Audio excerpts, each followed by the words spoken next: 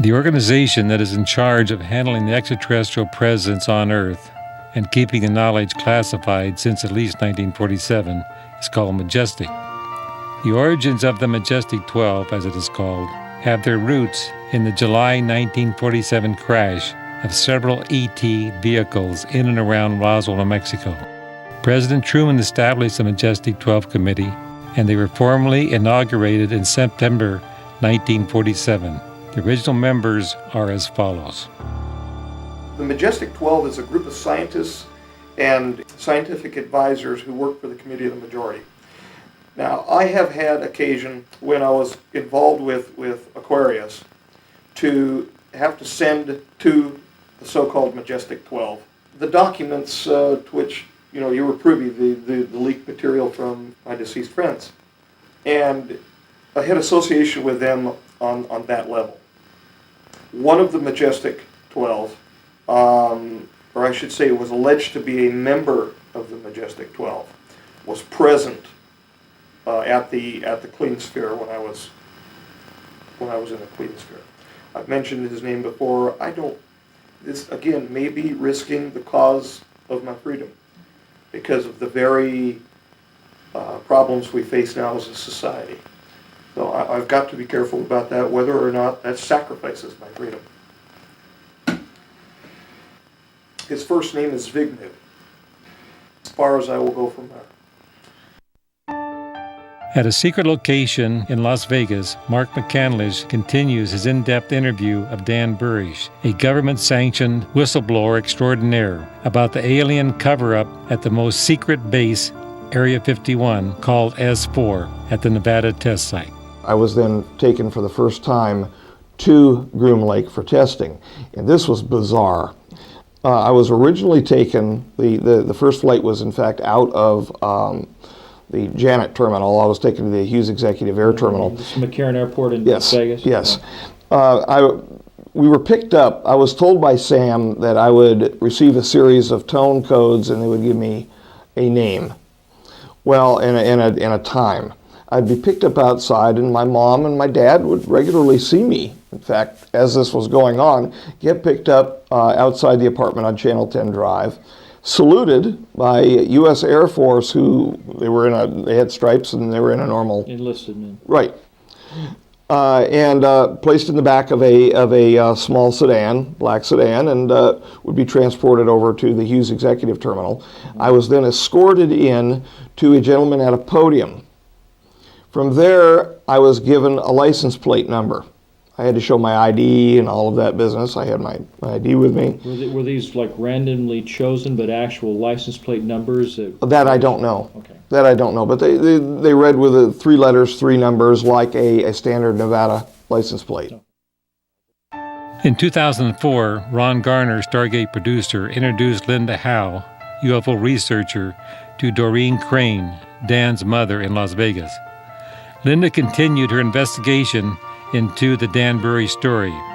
Pictured here is Linda with Dan at Frenchman's Mountain outside of Las Vegas.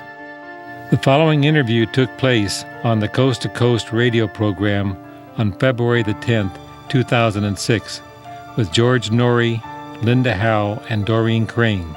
Doreen confirms her son's story about being given a secret code, being picked up at their home, and seeing him board a Janet jet at McCarran Airport in Las Vegas. Linda, let's talk a little bit now, if you can. First of all, before we go to Dodie, tell us about Dan Burisch. There are a lot of new people that come to Coast, and they're saying, who is this person? So I'll let you explain that. Well, I was hoping I could kill 2 birds with 1 stone and actually start with his mother and come up chronologically so that we can see a kind of flow here. All right. Dodie Crane, as she's known to people, was born Doreen LaPierre Crane on July 28, 1939, which makes her 66 years old today. She married her husband, John Crane, 44 years ago on December 31st, 1961, and 3 years later, Danny B. Crane was born on February 2nd at St. Francis Hospital in Linwood, California. 22 years later, On December 24th, 1986, Danny B. Crane received a BA from the University of Nevada, Las Vegas, after spending a youth with great intense focus on microbiology. That I have established myself in talking with people and mentors who knew him during his young years and in high school. Then in 1988 to 1989, according to Doreen Crane, her son Danny, quote, received money from the United States Navy for work to get his PhD in microbiology at State University of New York, Stony Brook, unquote. Dodie Crane said the PhD diploma certificate arrived in the mail at the John and Doreen Crane home in Las Vegas on February 5th, 1990. John Crane says he put it in a frame and he nailed it to the living room wall. And now as we speak, in 2006 February, Dan Burisch is now 42 years old, and he has not seen either of his parents since October 5th, 1993. Dan Burisch told me a year or so ago that he did work on a top secret MJ-12 project for the United States Navy that took him into, specifically, Area 51 S4 between 1989 and 1994. He says that's the only relevant time of his story. While he was there, he allegedly worked in a clean sphere with an EBIN, one of these extraterrestrial biological entities, on a medical project. I think it was on Coast a year ago. Amid the increasing amount of smoke and confusion around the Dan Burisch story, I told you that as much smoke as there was, I still thought that there was some fire there, and I still do based on some of my own independent research, but it is without doubt one of the most controversial sagas in the whole history of the UFO phenomenon, and nothing really has been proved. And I wondered, George, if we could start out by introducing Doreen Crane and asking her what she thinks is the strongest evidence as his mother that she knows personally that convinces her that Dan worked for at least a period of time for the United States government. Sure thing. Doreen's with us now. Hi, Doreen. Hi. You can call me Dodie. Okay, Dodie. I'm going to let you and Linda chat for a while because she is indeed a better expert than I ever will be in this particular case, and I will just muddy it up. So go ahead, Linda. Okay. Hi, Dodie. Hi. How you doing? What has convinced you as his mother from being around him before he left your house and never returned? What specifically, the phone codes, the cars, tell this audience about what you know personally. Okay. First of all, I forgot to mention to you when I was talking to you about a W-2 form from the U.S. Naval Intelligence that John used to make Danny's taxes. And we had a W-2 form, but of course they were attached to Danny's copies and stuff, and he took those with him when he left home. But you're saying your husband personally saw a W-2 Navy form because he did your son's taxes? Yes, and I seen it too, because I used to sit around with John when we did the taxes. Okay. Now, talk about the phone. Okay, the phone calls. When Danny was living at home, he got picked up with the Navy, got involved with the U.S. Naval Intelligence at UNLV. Then he came home one day and told us that he had signed a piece of paper that he was going to be helping the Naval Intelligence at Area 51. And he was 18 years old. We almost blew our stack because he had signed a paper. Secondly, after that, phone calls kept coming into our home, and they'd ask for Danny, and I would give them to Danny, and Danny would punch in a code, and then either he would call back or they would, at that time, tell him where to go, either at Nellis or at McCarran. What is your firsthand knowledge about either helping him, driving him, or checking on cars? How do you know that he ever went to McCarran or Nellis? Well, first of all, 18, 19 years old, you kind of wonder what's going on. So couple of times I followed him when he had his own car. I was a little leery you know, like everybody else. You never know. But it was true. He was going to Nellis. His dad drove him to Nellis also, and he was going to McCarran. And one day he told me that if I would go by Hughes Airport near McCarran, that I would see him get on the Janus airline. And I did. I seen him get on. And the Janus airplane is supposed to be the small one to fly scientists out to Area 51S4. Correct. He told me, he said, Mom, if you want to see this, you know, come on over and see it. And I drove by and I waited a few minutes and I watched him get on the plane. And it was my son getting on the plane. Dodie, would you say it is fair on this February 10th, 2006 night to say that neither you nor your husband nor anyone right now has anything that would stand up as solid proof that Dan B. Crane Burisch worked with an extraterrestrial biological entity in a sphere at Area 51S4? Well, let me put it this way. I brought up my son not to lie, and he told his dad and I a couple of times that he had done just that. And I believed him because I believed what I seen with my own eyes and how he was being picked up. He got picked up by U.S. Naval and right in front of our home, and I believe him.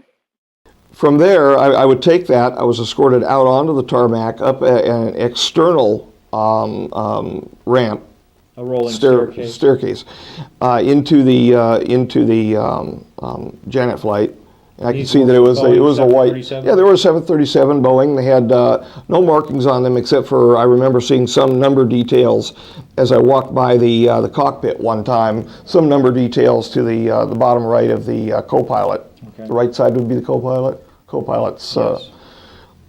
And aside from that, a red stripe, and there was nothing up on the tail that I noticed, the stabilizer fin. What was the inside of the aircraft like? The ones that I were in, it was a slate gray, and they had paps over the seats that had stripes on them. Uh-huh. Any baggage or bins above? There were baggage bins, but I never saw them accessed. Okay. And so I would be brought into the aircraft and taken back to the tail of the plane. And then I could see and I could hear other folks loading in up front, and a drape would be pulled. And I was told ultimately by one of the male enlisted personnel who were actually, there was a U.S. Air Force actually on board this aircraft, that those were engineers for Groom Lake, and you're here, they're there, and never the twain shall meet. And this was especially during the first time. Things relaxed a little bit as time went on, when I was meeting with other team members, and we would go from there or go from McCarran. But it didn't, it never totally relaxed. There was always that wall between we and they. From there, we got close a couple times, sitting behind the other engineers, but sure. Just close. We wanted to hear. Of course, curiosity, natural curiosity. Yeah. They didn't have the same curiosity about us. I don't even know if they knew that we were there, but that we were just disinterested or not interesting to them. But the aircraft taxied, took off. Not that many minutes later, a few minutes. That's what it seemed like. The captain would normally turn on the PA system in the flights, where we could hear him actually communicating with ground control, and there was no music playing at the time when the PA would come on. That would automatically cut off. And later on, I had mentioned that Neil Diamond's "Coming to America." I love the song, Neil, I love you, but over and over and over again, it gets kind of like a closed loop. Mm-hmm. Would they play the whole song, or was it just the phrase "Coming to America"? It was the whole song. Okay. Well, at least that's something. That helped. No, it was the whole song. Oh God, over and over again. Anyway, that would be bad. But I would hear them call pyramid, pyramid, pyramid. That was a call sign? Well, that was something that I think the pilot may have been communicating with Groom Ground Control. Okay. confirming that whatever I think maybe I'm guessing here, whatever the identifier was from their ground control for the aircraft, whatever tag they had or whatever on their So he was radar. addressing the GCI. I believe so. Okay, so he I would believe say so. pyramid, and then we would do this sort of a bank. It was a heavy left bank, and then we would descend into the Groom complex, taxi off to the right-hand side, then there was a left turn, and then we would move over to the right. So it was land, right, left, and a move over to the right. So were you coming in from the north, or were you able to discern? Oh, I don't know. Because if you To be honest with you, I don't know. Being somewhat familiar with the layout of Groom Lake, the main runway runs north and south. Yes. Almost. Yeah, it would have had to have been from that way. So when we were making the left-hand bank, we were making a sweeping 180-degree turn. A sweeping 180 turn to go from north to south. Okay. That would make sense. So that would mean then that you were probably flying along the eastern margin of the Nellis test range, and then came around from the northeast, and then banked in. That would make sense. And made a landing from the north into the airport. That would make sense from the banking that we did. But of course, on the other side of that, the long dirt road that leads from the mailbox up there off of the so-called extraterrestrial highway, that would have taken the Janet flight right over that area to come in on its final approach, wouldn't it? And I don't think I've never seen the mailbox. Yeah, well, I've only been up there once myself, but I've heard about it. It just seems to me that a lot of the early debunkers were saying that some of the things that people had seen and that they thought were UFOs were actually just the landing lights for the Janet flights making their approach. Well, it's possible, and there was jokes going on at the time. This was after Bob Lazar's outing, when everybody got very tense, very paranoid up there, and there was a definite reaction. So I can tell that Bob's story, this may be a little bit of verification for him. I can tell that his story by evidence is accurate because of the accuracy of the Galileo Bay at S4. But the Galileo Bay was which? Was that where the aircraft, the extraterrestrial? The 4-1, the extraterrestrial and the ARVs. Okay. And whatever they had under the tarpaulin that I couldn't see, for sure. But the thing is not only did he have that accurate, which he could have heard from someone, but they wouldn't, in my estimation, have become as paranoid as what they did about badges, identifying, as stiff as what they were acting. And I was hearing that they were acting stiffer than usual. From if this guy hadn't been there, right, if this guy hadn't been there. So that provides a degree of verification to me personally that he had been there. In Bob Lazar's video, Excerpts from the Government Bible, he describes his badge in great detail that allowed him to enter S4 at Area 51. As you can see in this representation, my ID badge had a white background with one light blue and one dark blue diagonal stripe in the upper left-hand corner. At the bottom of the badge, there were letters and numbers designating various areas, including S4. On my badge, there was a star punch through S4. The back of the ID badge was dark blue with a vertical mag stripe running down one side. My relationship with Groom Lake was very small. I was taken a couple times after landing off the Janet flights, handing my license plate number, and was taken in a small buggy, almost like a small Jeep, golf cart type. Was it open or was it closed? It was open. Okay. It was open. And by a couple very large looking hangar, the thing looked like a mountain as we passed by the right hand side of it, and a couple buildings into the left. Was taken inside of a building, was identified by security again, Nellis security. They looked like, they were in cami and they looked like standard enlisted security officers for Air Force. Okay, you were saying they usually wore camouflage and they had, what, a black beret? Yes. On the outside. I saw them walking on the outside, and they had black berets, and the gentleman that actually would drive me to that location when I was being driven alone in the buggy, versus when we were actually walked one time with a larger group, but when we were driving in the buggy, the gentleman had, it was a standard security officers. Desert It camouflage? was desert cami, yeah. With a black beret, and then you said that when they would go inside the buildings, they would fold the beret and tuck it under one of the epaulets? Under on the the epaulets, shoulder? yes, upon the left shoulder. Okay. Now, the SEALs did the same thing at S4, except for you couldn't see it as well. I mean, these guys were all black there. But I would then be escorted into this one hangar, and there was a barrier. This is something that's never been spoken about before. There was a barrier inside where it artificially segregated off the hangar. I would check in there, sign my name on a log, and he would do the date and time in. The license plate would then be handed by the security officer who picked me up outside of the Janet flight to this security officer. He would say, okay, and then we would go walk down a short corridor, part of this artificial barrier, to the right-hand side, make a left through a doorway, and then the personnel, there were no security-looking personnel present, and there was an elevator there. We went down the elevator, I believe a couple floors. They were paranoid about floors, both at Groom and at S4. Absolutely paranoid about the numbers of the floors. The security officer who picked me up is the one that actually escorted me into the elevator. Okay. And they had the same motion every time. Both the SEALs did at S4 as well as the standard security, so I don't know, they may have been the same thing, but wearing different clothing.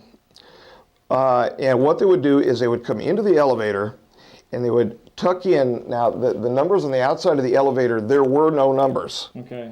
So I couldn't see a 1, 2, 3, 4 or anything like that. Okay. We would go into the elevator, which was just a shiny steel doors. Would they actually just close like this, or were they bypass doors where there was one and then another? No, they would just, as a normal elevator there. Okay. We had a different series of situations at S4, and we're going to get to the doorways there, because we actually had lift doors there. Really? Especially the ones in the decon between. Like on the old warehouse? Well, there were plexiglass. There were plexiglass, and there were air curtains on both sides of them. Okay. And so they would lift up out of the floor or drop down when you would move from one decon setting to another, from BL1 to BL2, for instance, as you were being further deconned and bunnied up. Okay. Now, when you say air curtain, what is an air curtain? Well, it was a projection, a lengthwise projection of air going upward, and the air curtain acts as an interference for the passing of particulates from one location to another. Okay. Good. And they were set up in the past level 2 positive pressure areas for levels 3 and 4 and 4, 5. Ostensibly 4, 5. I'm sure that they had something set up down in the ambassadorial suite, but I never got down in there to actually see it. I saw past the scissors a couple times, but that's it. So anyway, I was taken into the laboratory there several times under this same modality, and brought down a couple levels. But the thing about the behavior of the security officers was they would get in and they would put their back to the numbers, which were covered anyway. They had flat covers over the top of them, so there were no numbers. And they'd put their hands behind them, and ostensibly, I guess, count down and go pop, and they'd push a button, and down we would go. So you never actually knew which floor you were on? Nope, not initially. It was a few seconds, but depending upon the speed of the elevator, and it's difficult to judge when you're in an elevator, it was 2 or 3 floors down. I was brought into a standard laboratory environment, a microscopy environment, where there were microscopes sitting on a table. And the questioning by one personnel in there, usually wearing a blue lab coat, began. He would sit opposite me, and I joked with him. I said, I'm used to, when being tested, having a double-headed scope, and that was an actual reference to Jim Reynolds, because when he was teaching me originally at Long Beach Memorial, we had an AO double-headed scope, Now, when you and he say had a pointer. double-headed, you mean where two people can view into Binocular the same... double. Okay. Right. Okay.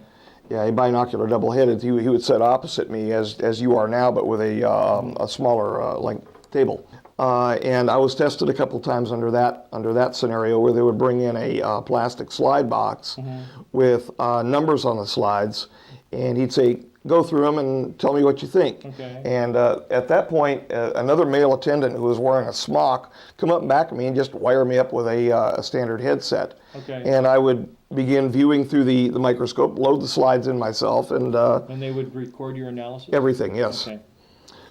That happened a few times with progressively more difficult slides.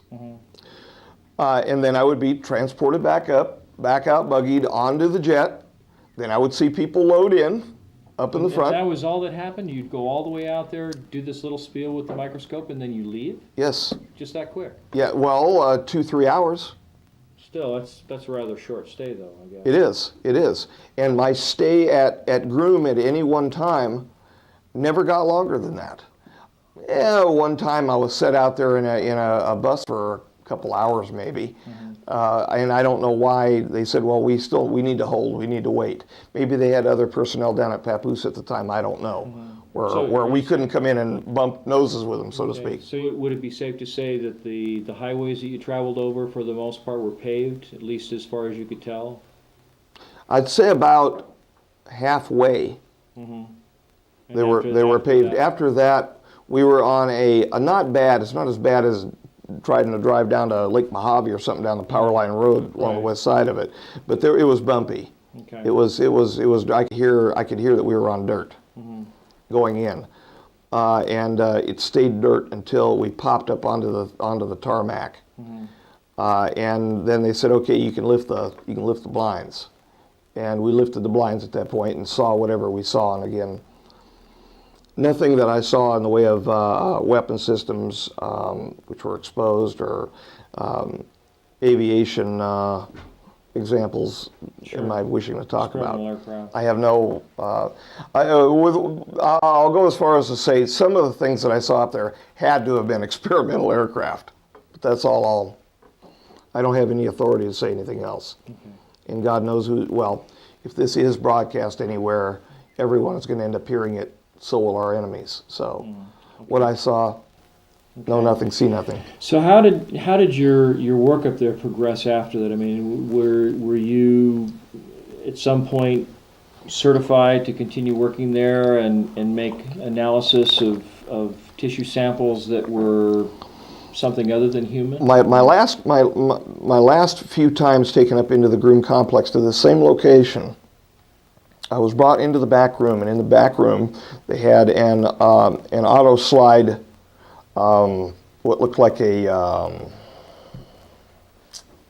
losing the word here, conveyor.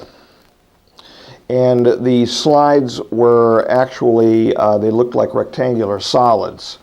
They were set up in a pressurized French type, like a Poissier type French cell. And they were brought in under an otoscope and actually rotated in on somebody else's command. So these were not translucent slides where they had sliced through something and you were viewing light coming through tissue. You were looking at the hard surface of an opaque specimen from above? Or? This was the particular microscope that I was working on was an invert scope. The head of the microscope, where the objectives were actually underneath the slide. So I was looking through a very fine barrier between the objective and the item on the inside of the pressurized slide. Okay. So it was actually an invert scope, like you would use for tissue or culture. Okay. Now, did they use that optically clear oil so that the optics could get right up against the specimen, like you see occasionally in microscopy? There was no oil applied on the invert scope, and in fact, we didn't get up over probably 600 diameters. Looking at these, and they looked like small microglial tissue, but they were not normal. They did not appear normal. They had a external and an internal division for the cytoplasmic process, which looked abnormal, and given the fact that it was dendritic in appearance and it was a tissue culture, I started wondering, and seriously, I had convinced myself at that moment I was looking at something for biowarfare. Because again, I wasn't thinking anything about anything being extraterrestrial. Okay. Everything was going to be prosaic to me, and that's the way I think first anyway. Okay, well, now let me stop you. Now, when you said that the tissue looked dendritic in nature, what does that, to the common person, what does that mean? Well, it looked like a spider. A spider. It looked like a spider. It had a central soma, central nerve cell-type body, and there were spider-like processes or filamentous-type processes which extended out from the periphery of the soma.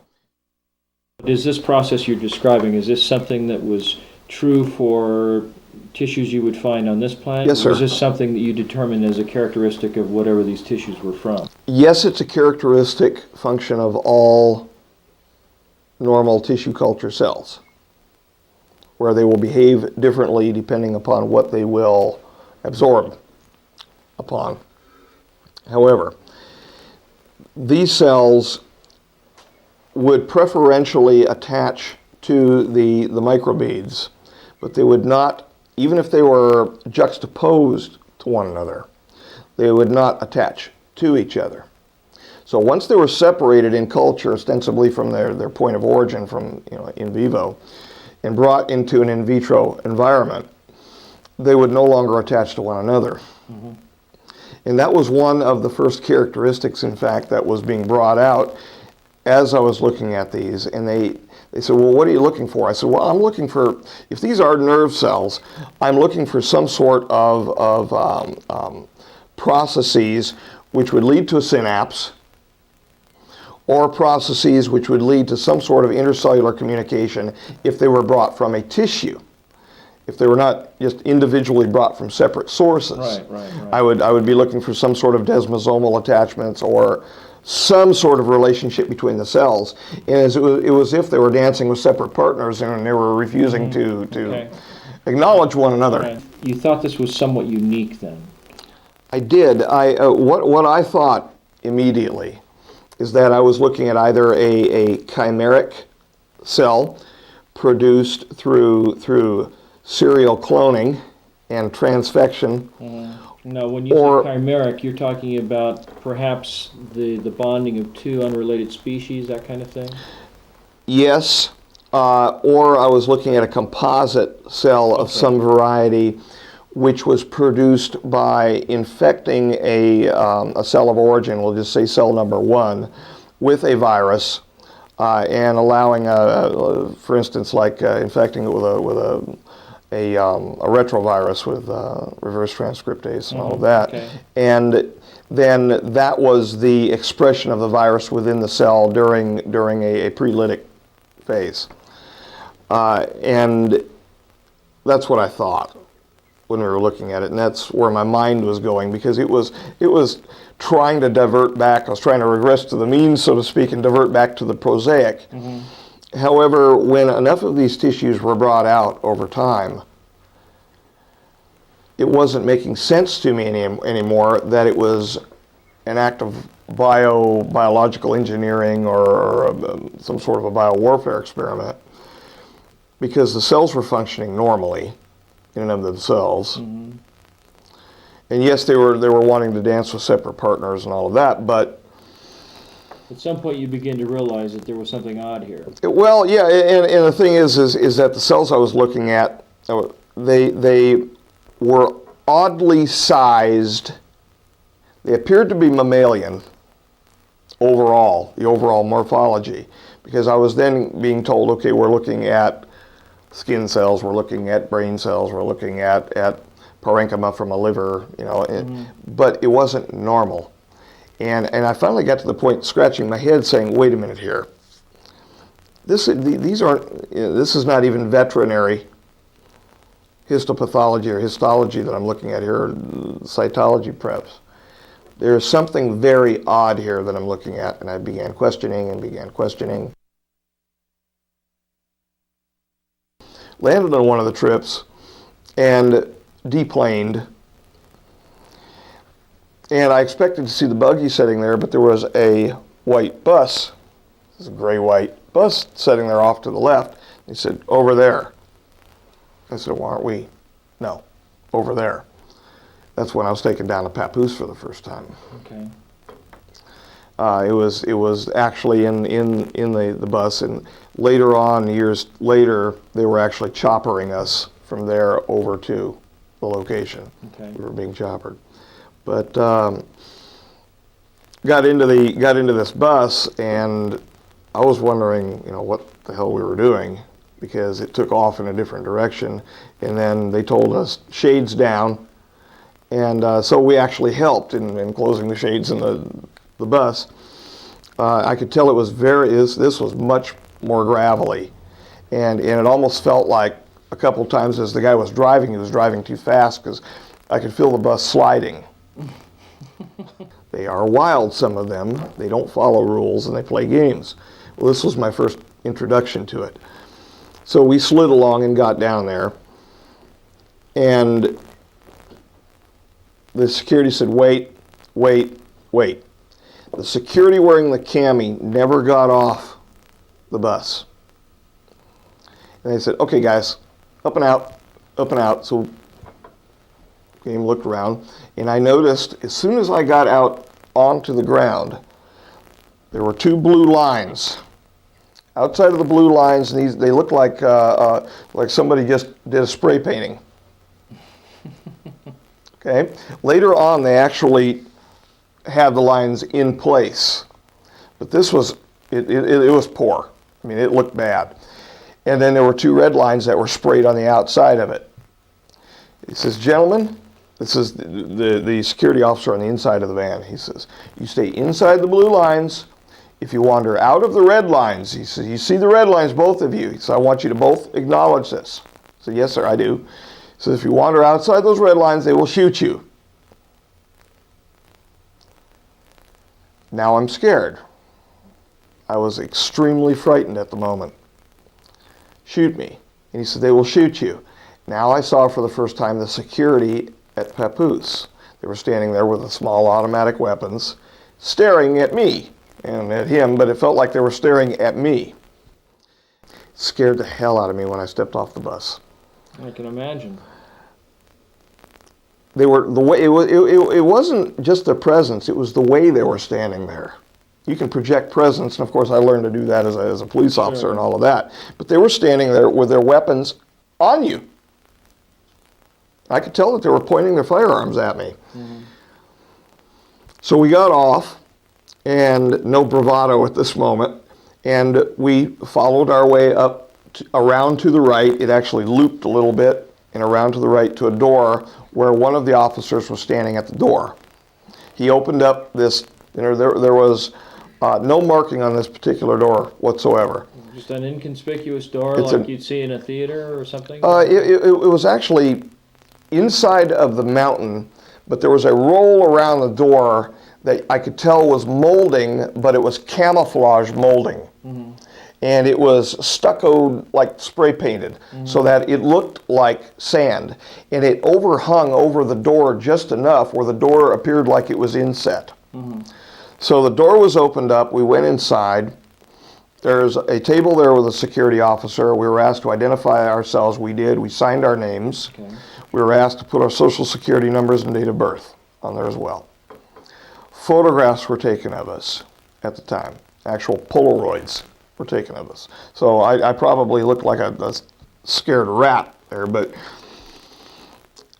from there we were escorted in past what was called a hand scanner. We actually placed our hand on a scanner. I didn't see anything rolling over it, no light, no nothing like that. It was just a flat black screen. Mm-hmm.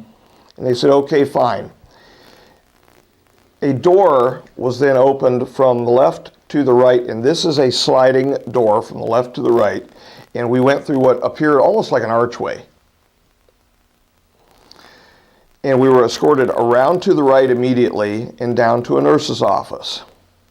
Well, we are getting into it here. Down to a nurse's office. There was a male nurse present. He asked us to strip down, which we did. When we stripped down, security toting firearms took our clothing away from us. Now that is a real queer feeling. So you're buck naked at this point? Or are you Yes, sir. You're down to your skivvies? No, he had us buck naked. Every time into the facility, you are stripped down to your birthday suit I was. There was never a time that I walked in with my clothing that I ever got by 2 guards with firearms in back of me, the male nurse in front of me, and went anywhere past that with my own clothing. Now here's my next question. Did they weigh you coming and going?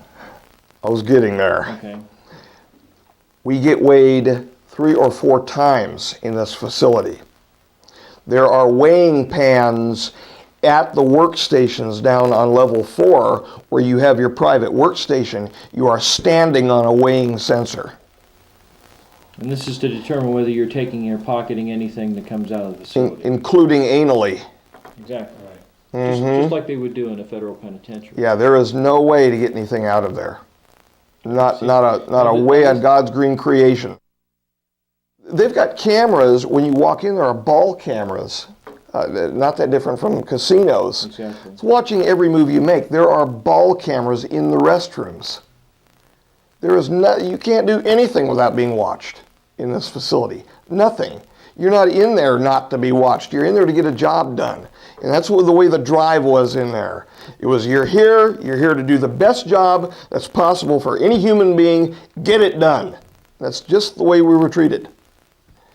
And that was initially until things calmed down when J1 came in a couple times and arms went around and I got treated like the favorite son, but still.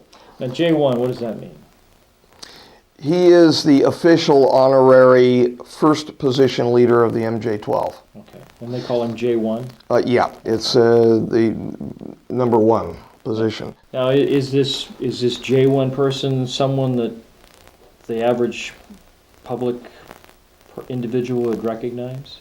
No. This particular gentleman was on the television a couple times, only a couple times to my knowledge, and it was during the first Gulf War. J1 is Vice Admiral J.M. McConnell, Director of the National Security Agency, 1992 to 1996. Admiral McConnell has been like Dan's godfather throughout his entire career.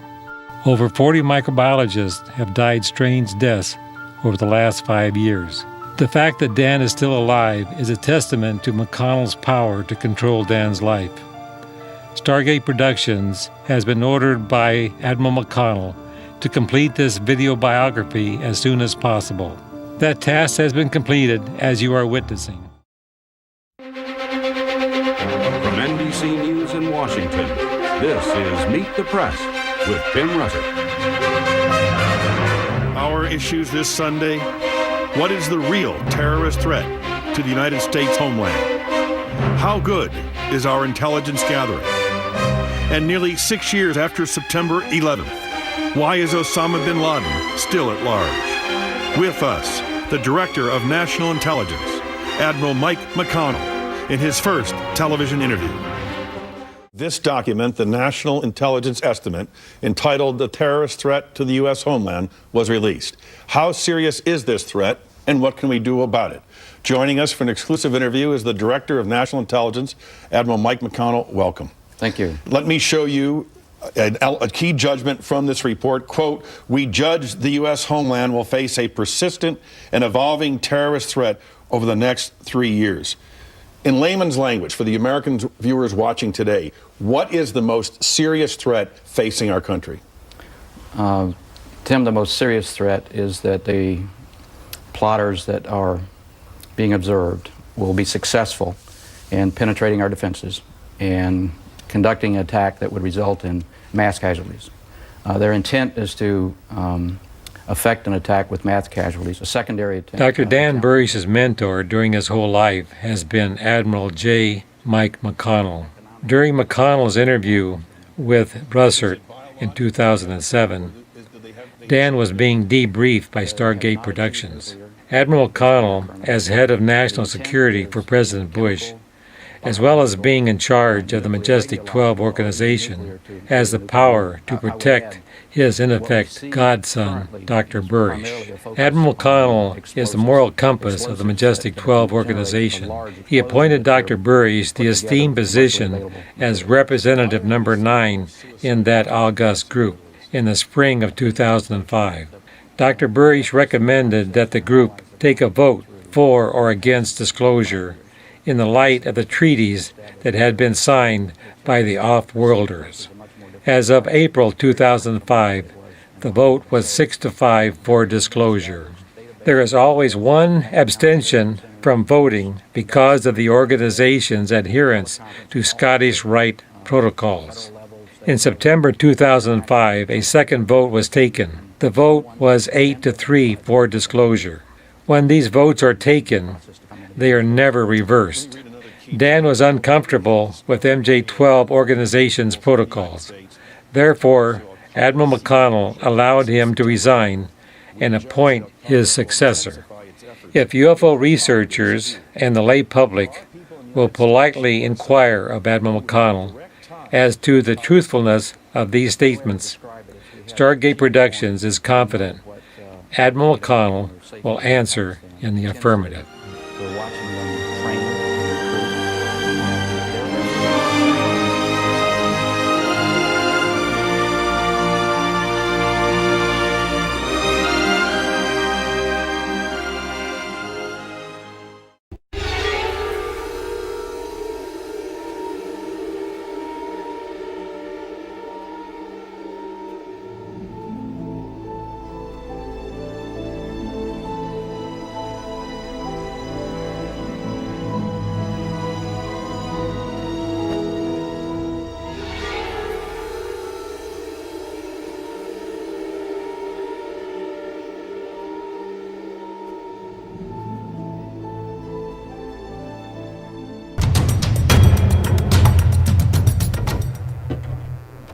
All right. I am fortunate enough to work with our next speaker at Open Minds Magazine.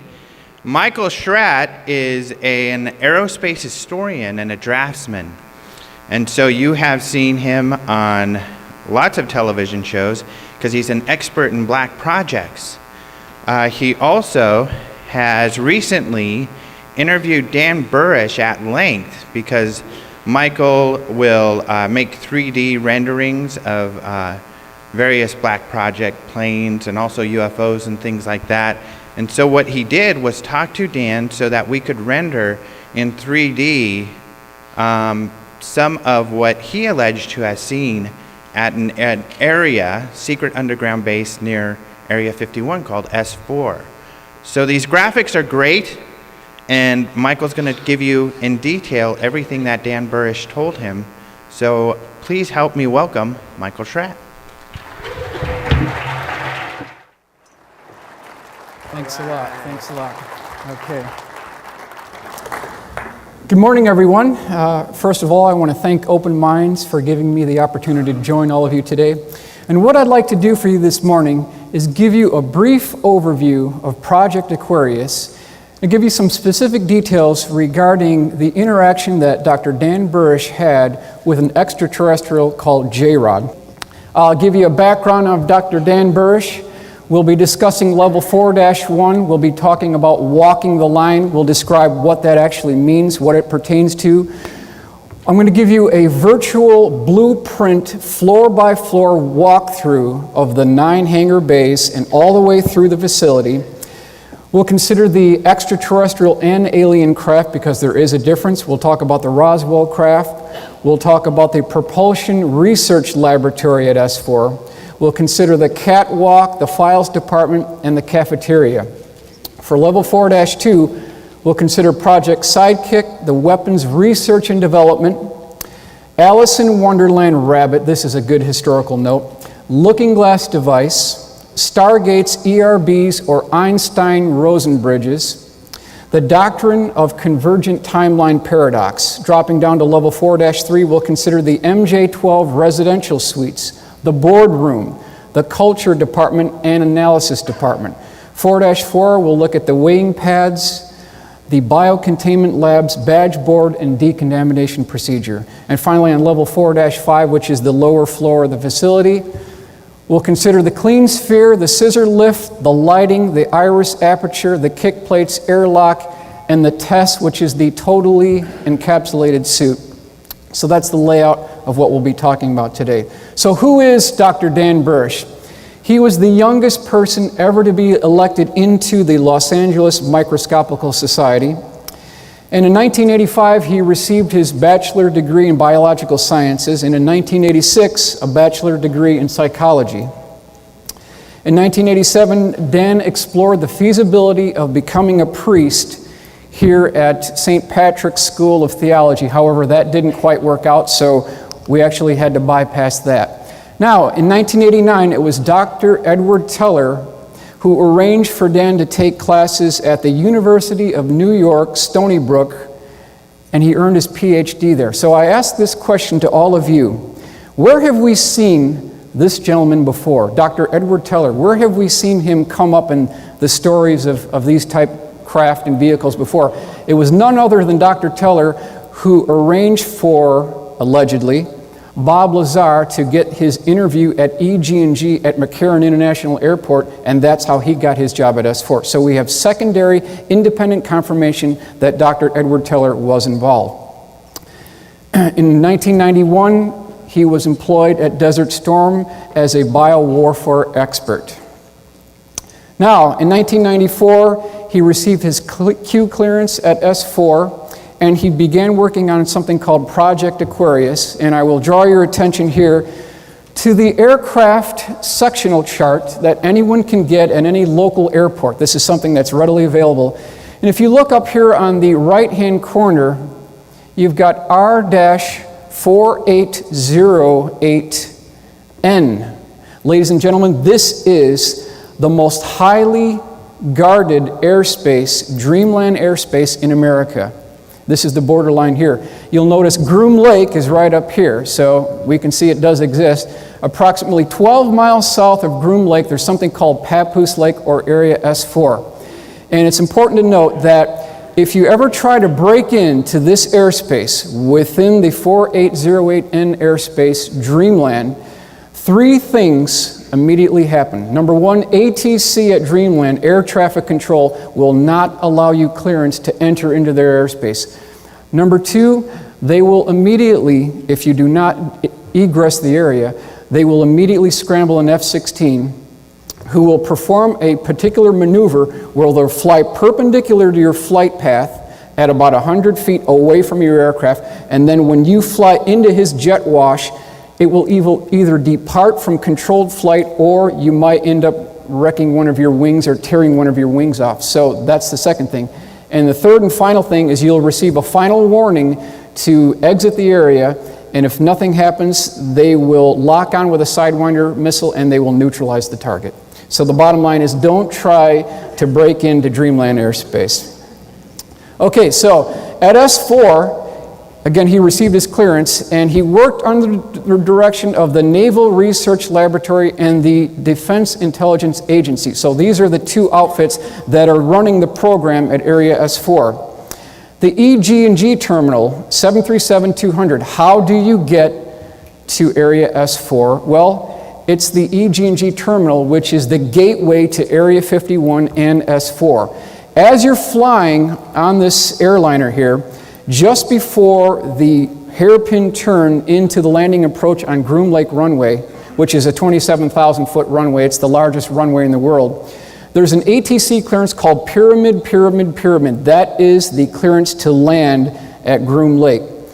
And what's interesting, a historical point from Dan Burisch indicated that on the trip on the 737-200 to Groom Lake, they played Neil Diamond's song Coming to America over and over and over again. So the question is, what is the encrypted symbolic message that they're playing on the airplane as you're going there? Well, under its original interpretation, that song talks about immigrants coming to America to make a better life for themselves. That makes a lot of sense. But under the direction of what happens at S4, it actually is talking about extraterrestrials coming to America, and specifically coming to S4. That was confirmed by Dan Burisch as the correct interpretation. Now, when you land at Groom Lake, How do you get to S4? It's 12 miles away. There's 3 ways. You can take a blue-colored Air Force bus. That's number 1. Number 2, you take a U.S. Army Black Hawk helicopter. The third and final option is a Russian Mi-24 Hind-D helicopter gunship. So those are the 3 options that you take to get to S4. Now we're flying, we've just landed, we're at the helicopter landing pad. We're now going to enter the facility for a virtual walkthrough. And you'll notice that there are some very interesting lines here on the tarmac. We have 2 parallel red lines, okay? And then there are 2 parallel blue lines. This is called walking the line. And you are told, according to Dan Burisch, and this is a very oppressive society, it's not a user-friendly area. It's not something that is a nice place to be at, because there's black guards with guns, and it's an oppressive society. You are told to follow the blue lines and do not breach the boundaries of the red lines, because if you do, ladies and gentlemen, they will shoot you. That's the level of security that we're talking about here. Now, we're entering the facility, and you'll see this swinging door to enter the facility. It turns out that that is actually incorrect, so we've made the correction. The actual door to get into the S4 facility is none other than a double sliding glass door with an indented receptacle, which is circular. You turn that to the right, that's how you get into the facility. Very similar to what you would see on your patio door. Now we've got the layout. We start at the top, it's 4-1. Second floor is 4-2. We've got 4-3, 4-4, and 4-5. We flip to the AutoCAD rendering to give you an idea of what that facility looks like. Keep in mind that anything below 4-1 is all underground. Now, area S4, 4-1. This is the blueprint that I was able to put together under the direction of Dr. Dan Burisch.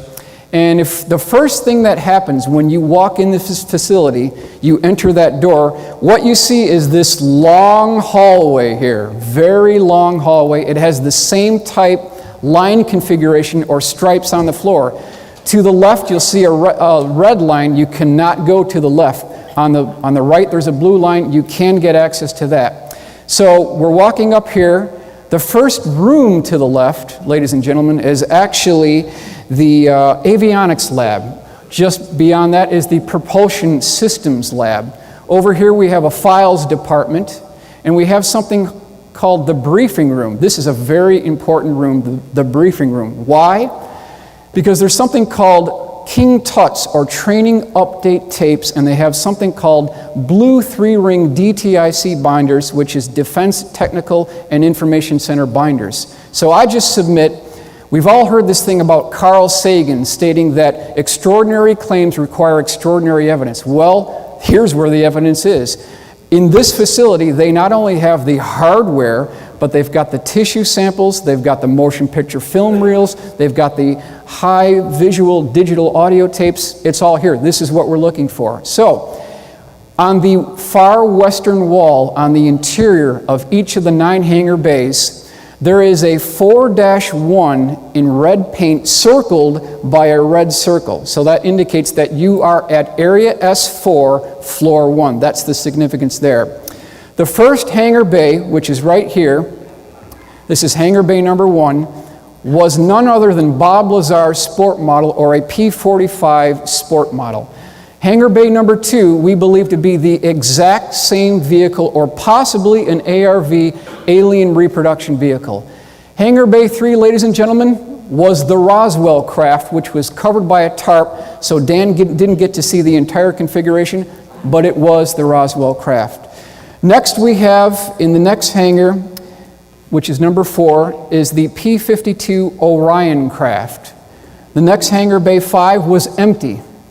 Hangar bay 6 contained a man-made F-22 conversion, or sort of a dog and pony show of what was in hangar bay 3. So it was a man-made version of the Roswell craft. Up here we have, it's believed to be the 1953 crash retrieval in Kingman, Arizona. That was what was in the next hangar, which is 7. Hangar bay 8 contained a black isosceles triangle that was nicknamed the licorice drop. Hangar Bay 9, ladies and gentlemen, was empty. So that's the layout here. Up on the left-hand corner, I've got a very crude gymnasium lighting. That's the important thing to remember. When you're in this facility, it's not impeccable lighting on the first floor, so that's why we have that. Moving over to the right, we have the biohazard suppression area. We have the overflow files department, and then we have the communication area, and then you'll look over to the bottom right here is the meals ready to eat, or the cafeteria, and you'll notice here that the different colors indicate the compartmentalization of the people who work on different programs at Area S4. So if you work on Project Sidekick, or if you work on Project Galileo, you sit in the red area. If you work on weapons research, you sit in the black area. As we mentioned, orange area is Project Looking Glass. So what they're doing is they're quarantining the employees and engineers who work on the different programs so that these things remain secret. Okay, so this is a far look down of the main hallway. As soon as you walk in, you see that red stripe and the blue stripe on the right-hand side. We've got the avionics lab and the propulsion system labs on the immediate left-hand side. Now, right to the left, there is an I Want to Believe poster, confirmed by Dr. Dan Burisch. Over to the right, there is a nurse there and a weighing pad. So all this talk about trying to smuggle things out of S4 so that we can prove all this is real, well, it's next to impossible. Why? Because they weigh you in the nude when you get there, and they weigh you in the nude when you get out. And if there's a discrepancy within ounces, it's over. So you've got to be very careful here.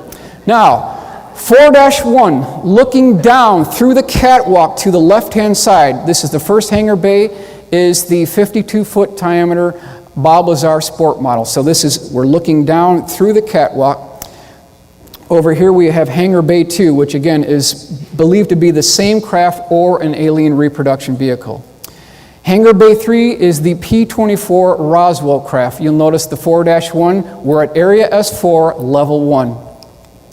Now, this is interesting. I did not make this statement, but Dr. Dan Burisch and even the late geologist Dr. Phil Schneider indicated that the F-22 Raptor, the exterior configuration of the F-22 Raptor was originating from the original Roswell craft. That's a very bombshell statement to make, but if you take away the vertical stabilizers on the F-22 Raptor and then you remove the air intakes and then you do something what Dan Burisch told me, is if you drew a spline curve and connected all of the major points or intersecting areas on the Raptor, what you'd end up with, ladies and gentlemen, is the Roswell craft. So this comes directly from Dan Burisch. Is there any way to prove this? Well, take a look at the historical legacy on the origin point of stealth technology, and we'll start up here. There is a defining feature that goes through all these configurations. You've got the FB-22 up here. We've got a Russian stealth configuration here. Down here to the left, we've got a Northrop configuration. Just to the right of that, we've got the Testers Model Corporation, Rockford, Illinois, the F-19 configuration by Lockheed, and then we've got the configuration from the movie Stealth, which was released in 2005. All these configurations contain the same design model. In fact, they contain the same wing root to fuselage joint, which is completely integrated and smooth contoured, identical to the B-2 stealth bomber, to reduce the radar cross signature. That is the defining design feature on these stealth technologies, the same thing you'll see in the Roswell craft. Hangar Bay 4 was a P-52 Orion craft. This is the original configuration. This is the cleaned up configuration on the bottom side by Dr. Dan Burisch. Hangar Bays 5 and Bays 9 were empty. And you'll notice too that there are these interesting tracks here, and these were used to pull the craft out of the hangar bays so that they could be test flown on the tarmac immediately from the entrance of the facility. Hangar Bay 6 was the man-made reproduction of the P-24 Roswell craft. That was in Hangar Bay 6. Hangar Bay 7, again, that Dan believed, but could be completely confirmed, that this was the 1953 Kingman UFO crash retrieval vehicle was covered by a tarp. Hangar Bay 8 contained a black isosceles triangle. They called it the licorice drop, according to Dan Burisch. And I will mention that everything from Hangar Bay 1 to Hangar Bay 7 were all extraterrestrial vehicles. Hangar Bay 8 was the only alien vehicle, because there's a difference between extraterrestrials and aliens. And according to Dr. Dan Burisch, the exterior configuration, or what it looked like when you saw this craft, it looked like a black liquid mercury that you could fall into. It was a very unique surface texture on this particular craft. So, we've got Bob Lazar stating that S4 exists. That's what he said back in 1988, 1989.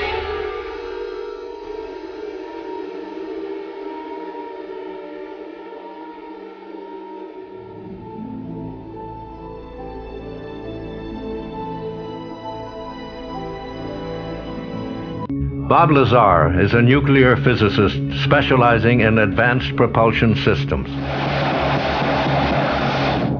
In 1989, he was hired by the military to back-engineer the propulsion system of an extraterrestrial craft.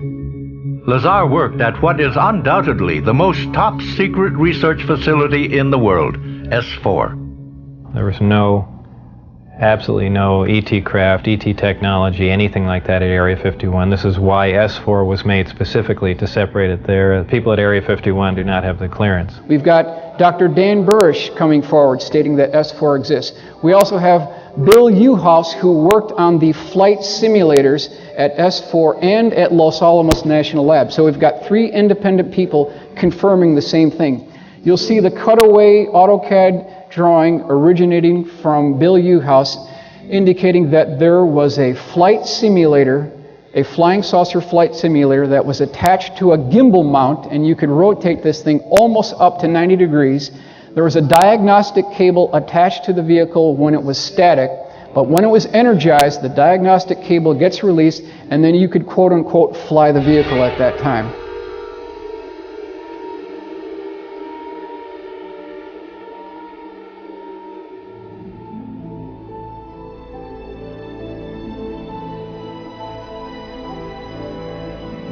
The following interview with Will Uhouse took place on December 20th, 2005.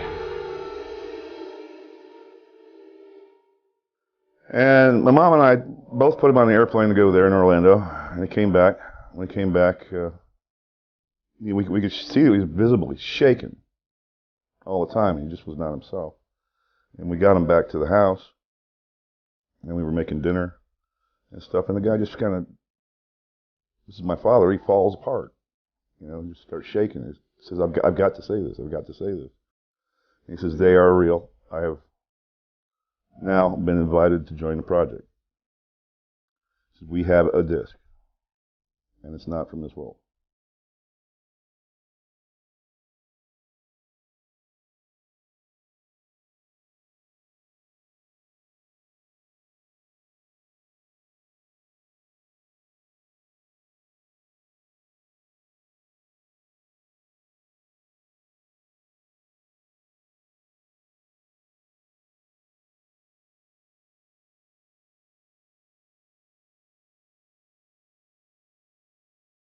Captain Bill Uhouse served 10 years in the Marine Corps as a fighter pilot and 4 years with the Air Force at Wright-Patterson Air Force Base as a civilian doing flight testing of exotic experimental aircraft.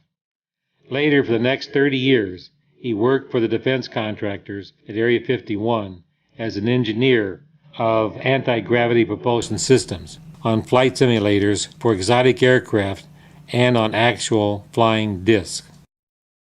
Will Uhouse hasn't seen his father in over 5 years. He is anxious to view this interview of his father that took place spring of 2000. I was at Wright-Patterson, of course. I was approached by an individual that, and I'm not going to mention his name, to determine if I wanted to work in an area on just new creative things, okay? And Apparently that was the flying disc simulator. What they had done, they had selected several of us, and they reassigned me to Link Aviation, which was a simulator manufacturer.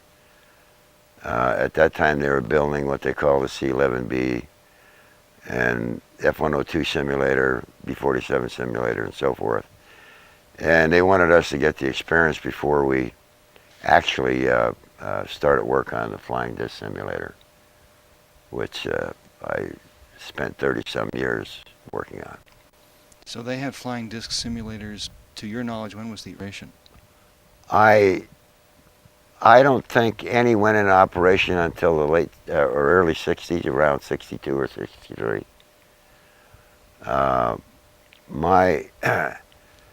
As I watched, the reason why I'm saying this is because the simulator wasn't actually functional until around 1958, where the simulator was actually operable.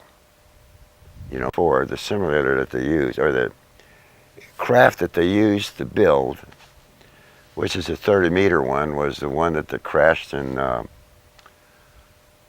Arizona, Kingman, Arizona, back in 53 or 52. I think it was 53. That's the one they used. That's the first one that they took out to the test site. Not a controlled, you know, where they knocked it out of the sky or anything. It was a controlled craft, you know, that the aliens wanted to present to our government, or the USA. It landed about 15 miles from, which used to be an Army air base, which is now a defunct Army base. I forget, I can't recall the name of it.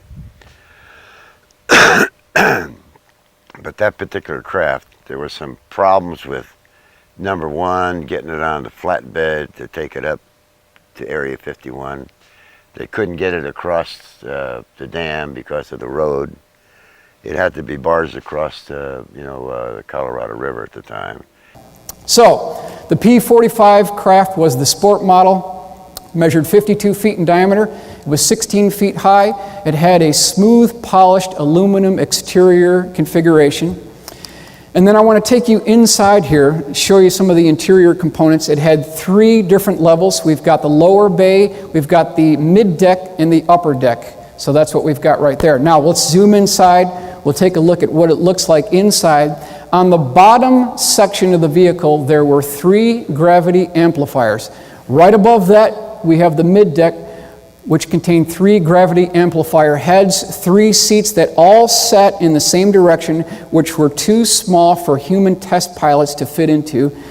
Then we've got a gravity amplifier system here. We've got a antimatter reactor and a waveguide that goes all the way up through the mid-deck and what we believe to be the avionics or navigation department right here, and these are not windows. So that's the layout of the sport model according to Mr. Bob Lazar. Now, spend 15 seconds on the propulsion system of this vehicle.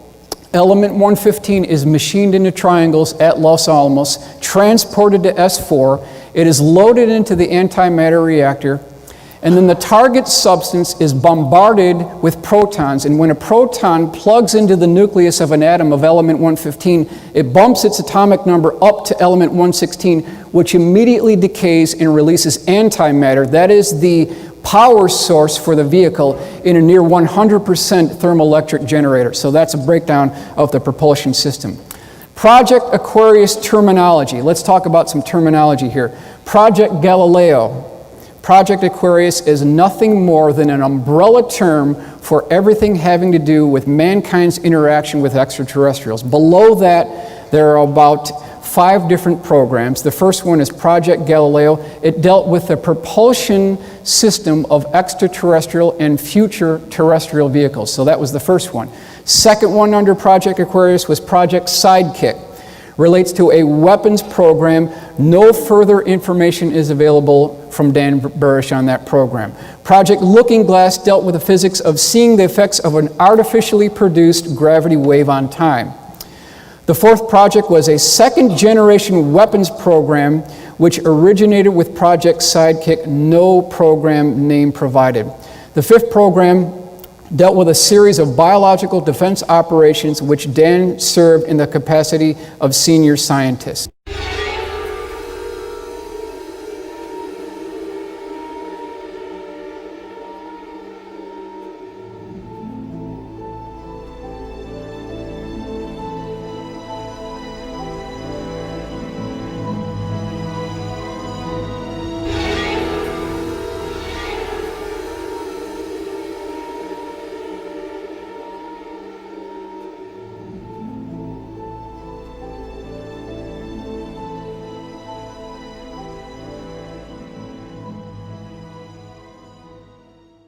So those are the programs that fell under Project Aquarius.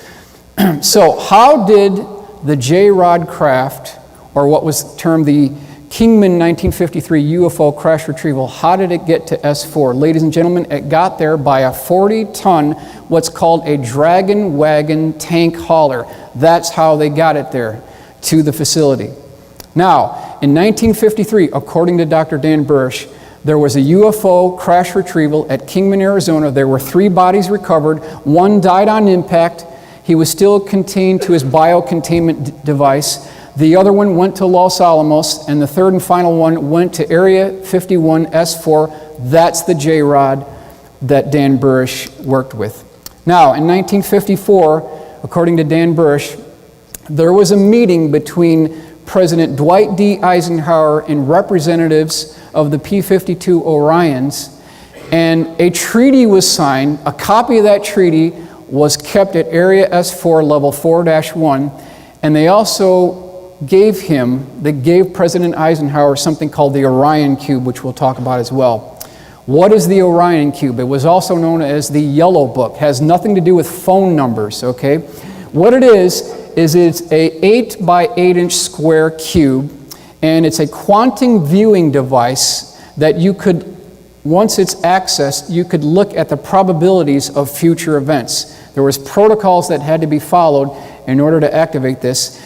And at one time, it's believed that this cube was stored at level 4-1. Later, it was moved to the Scottish Rite Masonic Temple just outside Washington, D.C. From that point further, we don't know where it is. So that's the lineage of the Orion Cube.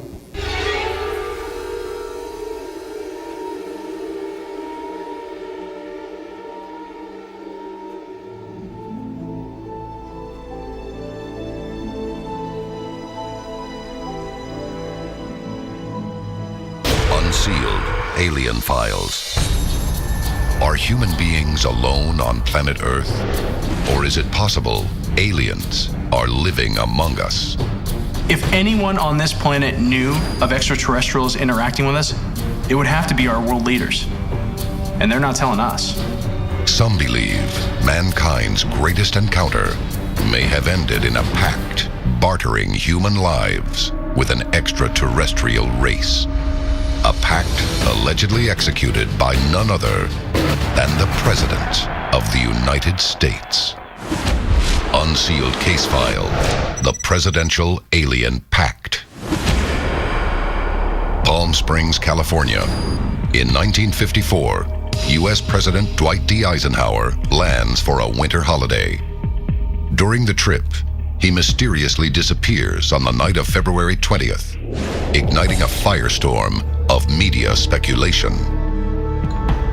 But witnesses who came forward in later decades claim that during this time, Eisenhower visited Edwards Air Force Base, where he met with an alien race. Purported witnesses to this event claim that Eisenhower was actually asked there by the extraterrestrials in order to make some sort of deal. The aliens said to be at this meeting were a race known to ufologists as the Pleiadians, frequently described as taller and larger than regular humans. They are known for their shockingly blonde hair and clear eyes, earning them the nickname Nordics. And this meeting was very much tied in with an effort by these extraterrestrials to persuade the US government not to go ahead with the development of thermonuclear weapons. But just 10 days after the alleged meeting took place, the U.S.'s Bravo hydrogen bomb was detonated in Bikini Atoll. It appeared no treaty to end atomic weapons was reached.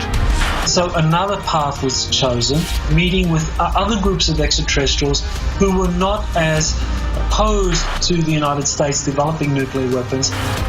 The second meeting between Eisenhower and extraterrestrials took place at the Holloman Air Force Base in New Mexico, where he met with the Greys, and this time, a treaty would be reached. Their alleged deal, they would provide advanced technology far beyond human capabilities.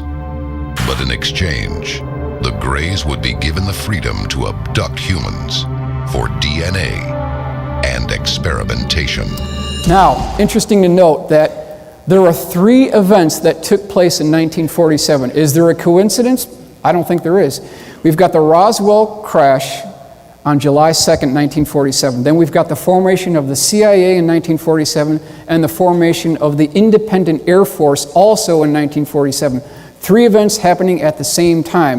In 1952, it was the National Security Agency who, according to the CIA, had improper intelligence, so partial majestic control of Project Aquarius was handed over to the, quote, new boys on the block because they came after the Central Intelligence Agency. So there was this animosity that continues today between the Central Intelligence Agency and the National Security Agency. Now, moving down to 4-2, we've got the SolidWorks rendering and also the AutoCAD rendering of 4-2. Moving into the facility, the first thing you'll see when you look and walk into level 4-2 is a 3-foot tall statue of an Alice in Wonderland rabbit. There's a symbolic message that they're giving you here. There's a primary looking glass device, and then on either side of that primary looking glass device, ladies and gentlemen, there are 2 secondary ERBs or Einstein-Rosen bridges.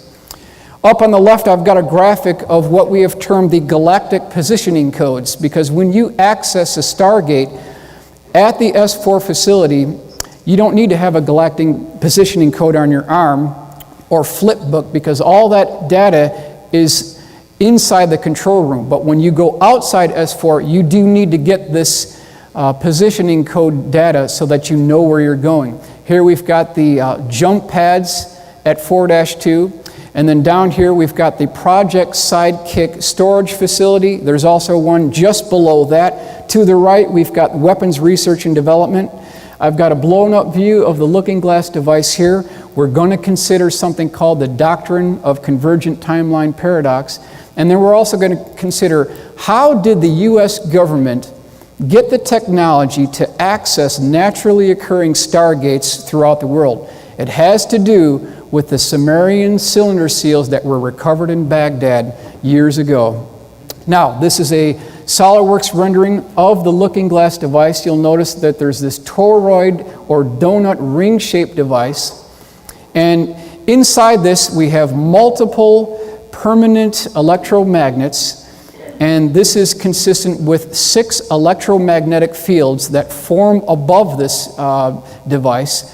There is a up and down actuating rotating cylinder, so it's a height adjustable rotating cylinder which is attached to a 3-axis gimbal system. That's the general layout of the looking glass device. Now, what does this thing do? Well, it can actually warp the fabric of space-time both forwards and back, and you can actually see the probabilities of future events. That's the primary function. However, there's a secret to the looking glass device, which Dan Burisch has told us. What you can do is you can flip this device up at 45-degree angle, and if you tune it to a slightly different frequency, it can be used as a Stargate. So it actually has a dual purpose. You've got these spires or guide rings just above the looking glass device. These are used to guide the electromagnetic field over the looking glass device. It's something that you can hit with your hand. Now, per Dan's comments, there was a 3-foot tall statue of an Alice in Wonderland rabbit. He had a maroon vest, he had golden fringes, and he had black buttons. He was holding a clock, and this is symbolic that You're going down the rabbit hole into a world that's beyond belief, and that's exactly what happens in the Looking Glass area. So it was a symbolic, encrypted message.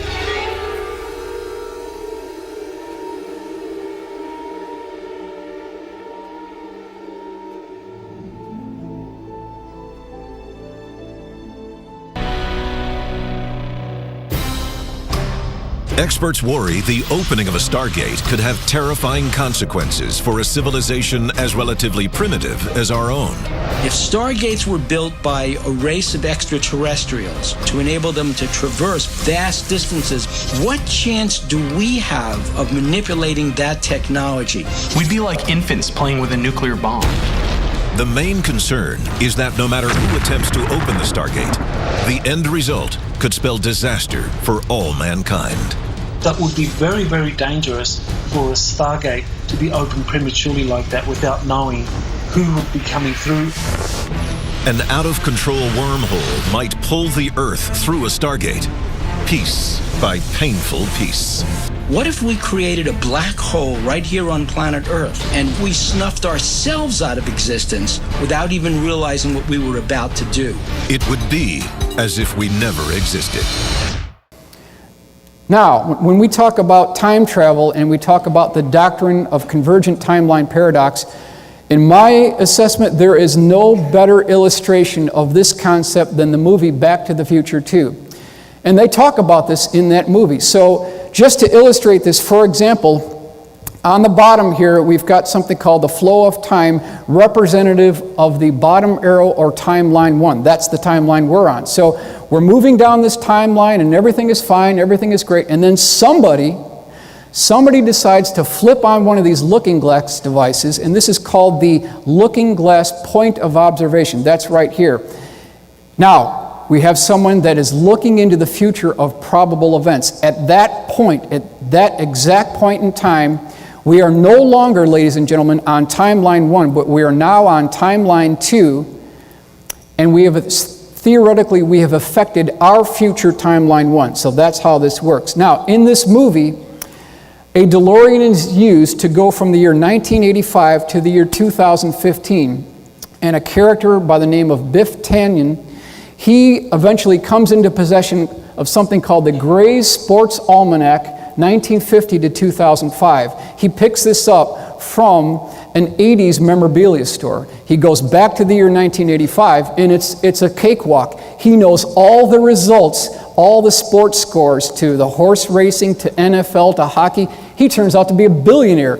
It's just incredible. But in the process of doing that, he completely destroys himself, everyone he's with, and everything, all the surroundings. So you can see of the catastrophic consequences of looking into the future, it has a very serious consequence. And that's borne out by what we see here with the Mayan calendar. Some believe, ladies and gentlemen, that on December 21st of 2012, it's the end of the world. However, some take a more positive approach and indicate that this is a new dawning of an age of enlightenment. And this is, if we flip over to the prophecy rock by the Hopis here, they have a similar motif. They talk about the evolution of mankind's consciousness on this bottom straight line, and then something happens. An event takes place where we go off into chaos, and that's what you see with this squiggly line. So again, it's very destructive in some cases to try to predict future events. It can have catastrophic consequences. Here you see the rendering, 3D Max Studio rendering of the looking glass device. We've got the transport pads in this location. Everything that took place in this facility was recorded on digital videotape. So they have the evidence, there's no question about it. You can see the electromagnetic fields forming above the looking glass device. There was a stand clear yellow and black stripe that followed the circumference of the looking glass device.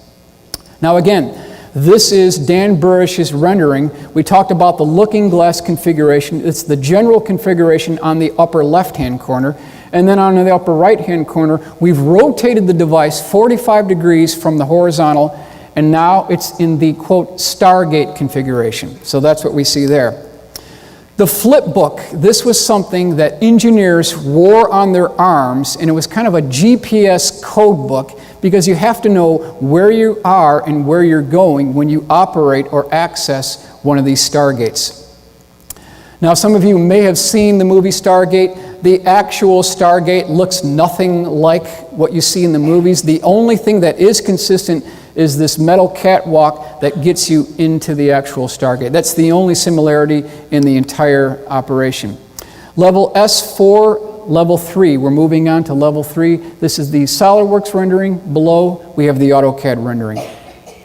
Now, there are at least 3 primary areas to 4-3. You'll notice that there are 3 distinct segments here. Each has 4 residential suites. Ladies and gentlemen, this is the Majestic 12 residential suites. That's where they stay when they get to S4. It consists of a very simple 1-bedroom apartment with a sunken living area. There's a tile walkway to enter the facility.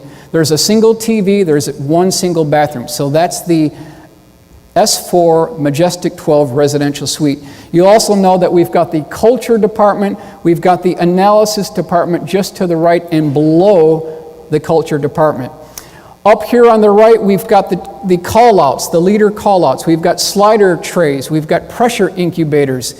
And when I was going through this, it really dawned on me that there's a lot of attention to detail here, and it was my assessment that this was coming from a man who had practical application experience in working in this environment. I mean, it just seemed to me that you couldn't make this up. There was a lot of detail here. It really seemed that this was someone who could speak from experience that was actually working in the facility. Now, level 4-4, that's where we're moving on to now.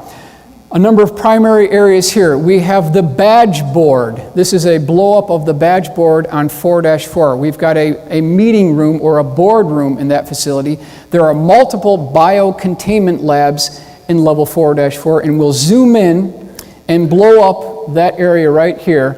These are the decontamination areas, and Dan Burisch's desk at S4, level 4-4, was right in this facility right here. So again, the level of attention to detail to me was just astounding. Really seemed like someone who was actually working there. Now, some of you may have seen this before. This is Dan Burisch's security badge at S4. We've got MADGE here, that's short for Majestic. That was the program that was operated under Truman in 1947. And then we've got these diagonally striped blue and darker blue running along the upper left-hand corner. This is the same configuration that Bob Lazar talked about as well. So again, we've got secondary independent confirmation that there was a security badge that actually looked like that. His badge number was H6196MAJ. Level 4-5, very important floor. This is the clean sphere floor. And you'll notice that there is an iris. This iris can move out for the clean sphere floor. You've got these orange cables going across the clean sphere, and they are to suspend the, quote, beehive lights. There was a boardroom on the right side, 1 boardroom on the left side, and then we've got the actuation of the actual clean sphere floor. So what does this thing actually look like? Before you get into the clean sphere, there's multiple protocols that have to be followed. This is the entire layout of the protocols. The 4-5 gantry vehicle and overview of clean sphere entry protocol. So you've got the totally encapsulated suit that you have to contend with. You have to have a positive pressure environment in that suit. And the umbilical cords that take place at this stage are integrated into the clean sphere. Now, detail views. We've got the PINS device. What did Dan Burisch do when he got there? He worked with this PINS device, which is the pressure-induced needle system. He carried a briefcase with him when he got into the airlock, which gained access to the clean sphere. Down here I've got the representation of the 40-ton Dragon Wagon tank hauler. Shows you how they got the craft to the facility. And this is a rendering of the airlock here. This is a layout of what the 4-5 facility looks like. So picture in your mind's eye a large square building, somewhat similar to what we have here. And on all 4 corners, you'll have this fillet radius. So the corners aren't sharp, but they're blended really nicely. And then on the lower floor, you've got something called a scissor lift. It's the same type of scissor lift you see in manufacturing, in construction sites. And just above that, of course, we've got a hydraulically actuated scissor lift. There's a floor with a large circular cutout with something called the clean sphere. And the clean sphere, ladies and gentlemen, is not a complete sphere. It's like an orange cut in half, so it's strictly a half of a sphere. That's what we'll be considering here. Here you see the SolidWorks rendering of the clean sphere device, and then the scissor lift, almost identical to what you would see at your local airport with these concession trucks that bring this box up to the 747 cargo bay and then bring in the meals. That's the same type configuration that you would see at the bottom of 4-5. Here's the rendering of what the clean sphere actually looked like. It was 52 feet across. The plexiglass clear bubble was 2 inches thick. Think about the manufacturing that had to take place to get that there. Just an incredible level of engineering.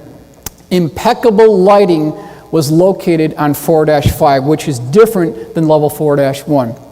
There were 7 indented windows, or Majestic 12 observation gallery windows. They measured 2.5 feet wide, 4.5 feet tall. So there were 7 of those so that you could look down inside the clean sphere as you're taking tissue samples from the JRod. That's what we see here. Now we've got something called the beehive lights.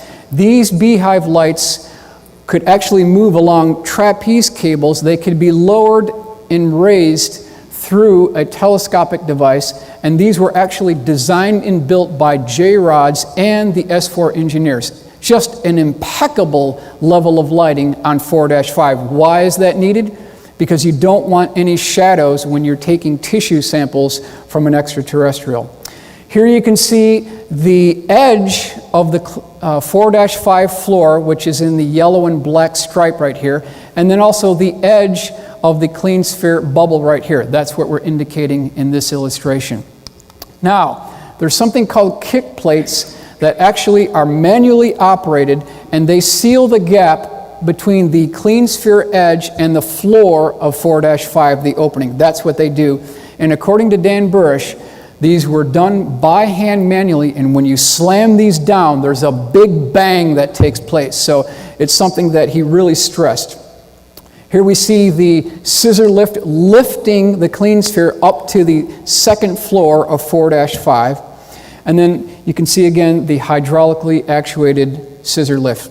Now, we're talking about the TESS, or totally enclosed suit, similar to what you would see in the Gemini, Mercury, even the Apollo program of 1969. It's a positive pressure suit to keep out biocontaminants. That's actually its job.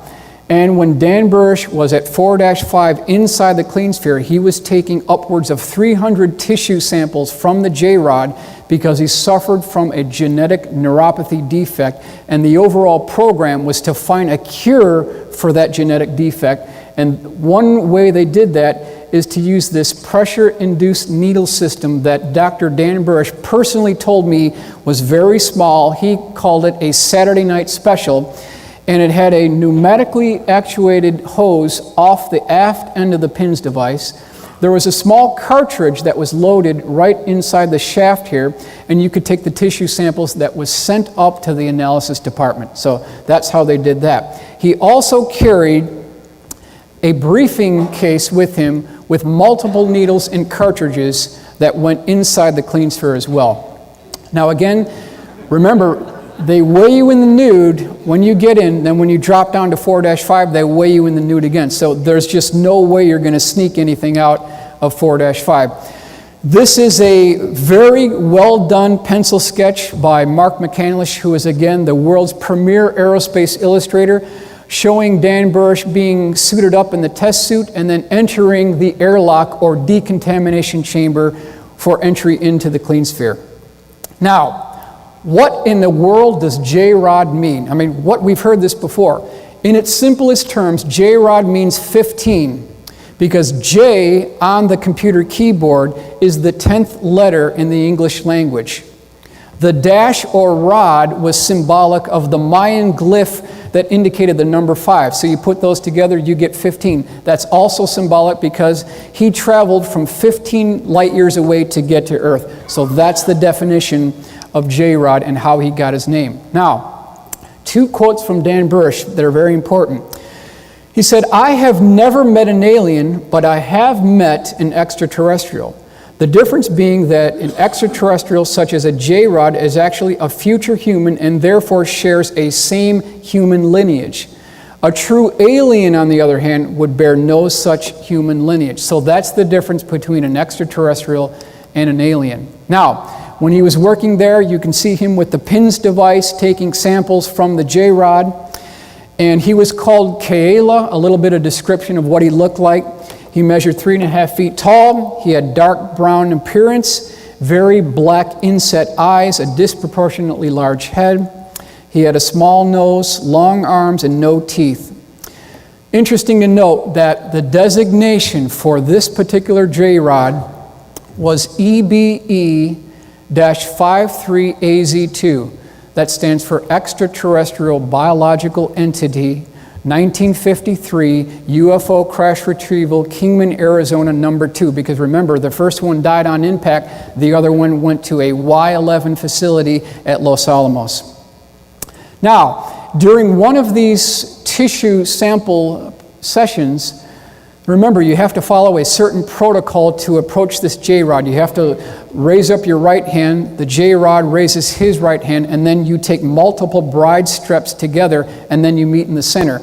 During one occasion within the clean sphere, the JRod, who was known as Kaela, he broke the protocol, rushed Dan, and they had developed a friendship at this time. So this had never happened before, and he wasn't under attack, but Dan Burisch was startled about what took place. He stepped back and accidentally caught his boot of the total encapsulated suit on the grid structure of the bottom of floor of 4-5, and he tripped over backwards on his oxygen tank, and the JRod proceeded to infuse into him a tremendous amount of material having to do with future events. So it's incredible what took place inside the clean sphere. This is an illustration by Mark McCandless showing the decontamination process within the airlock for entry into the 4-5 facility.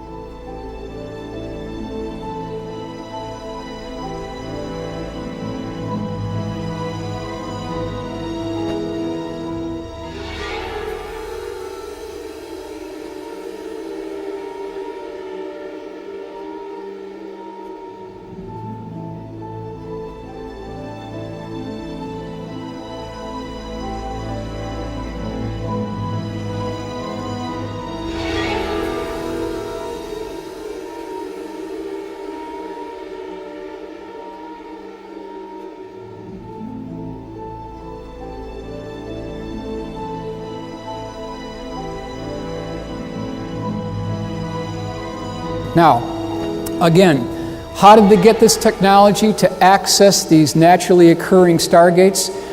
Ladies and gentlemen, they got those from the Sumerian cylinder seals, in some cases from the Baghdad Museum. Now, what you'll do here is you'll take a piece of wet clay and you'll roll that over the clay, the cylinder seal, and you'll end up with this positive relief. Now, according to Dan Burisch, what the government figured out how to do is you take a mirror, go right down the center line of one of these glyphs, and you get a mirror image, which is nothing more than a blueprint on how you access these naturally occurring stargates. That's how they did it. That's how they did it. Now, in 2003, something interesting happened. JRod was moved from his position within the Clean Sphere 4-5 facility. He was flown to Abydos Temple, which is down the Nile River. Perhaps some of you have been there, actually. And remember, he has to be in his own positive pressure atmospheric environment or he'll die. So they ended up building a stroller for him. This is Dr. Dan Burisch's illustration of what that stroller actually looked like. And recall, too, that they were friends at the time. So Dan Burisch was sad that JRod could not go home to his family and be with his family. He had a compassion for him. So in this act of compassion, during the accessing by the government of one of these naturally occurring stargates at Abydos Temple, Dan Burisch thrust forward that stroller and pushed Kayla into this stargate, sending him home. However, Dan and the stroller device were kicked out. He got into a lot of trouble for this, but it was an act of compassion on Dr. Dan Burisch. There's a very interesting piece of nostalgia at the end of Groom Lake Runway, according to Dan Burisch. There is a sign there that has multiple arrows pointing in every direction, and the sign says home. And this is a symbolic message that what takes place at S4, perhaps Groom Lake, home is underground, it's in outer space, it's north, it's east, it's west, home is everywhere. There's a symbolic encrypted message being employed in this symbol here. So, ladies and gentlemen, I think it's really important that we honor the courage that Dan Burisch had to come forward and give us this information regarding the specific details of the S4 facility and providing all of us a potential for a very bright future which is on the nearby horizon, and I want to thank you for your attention.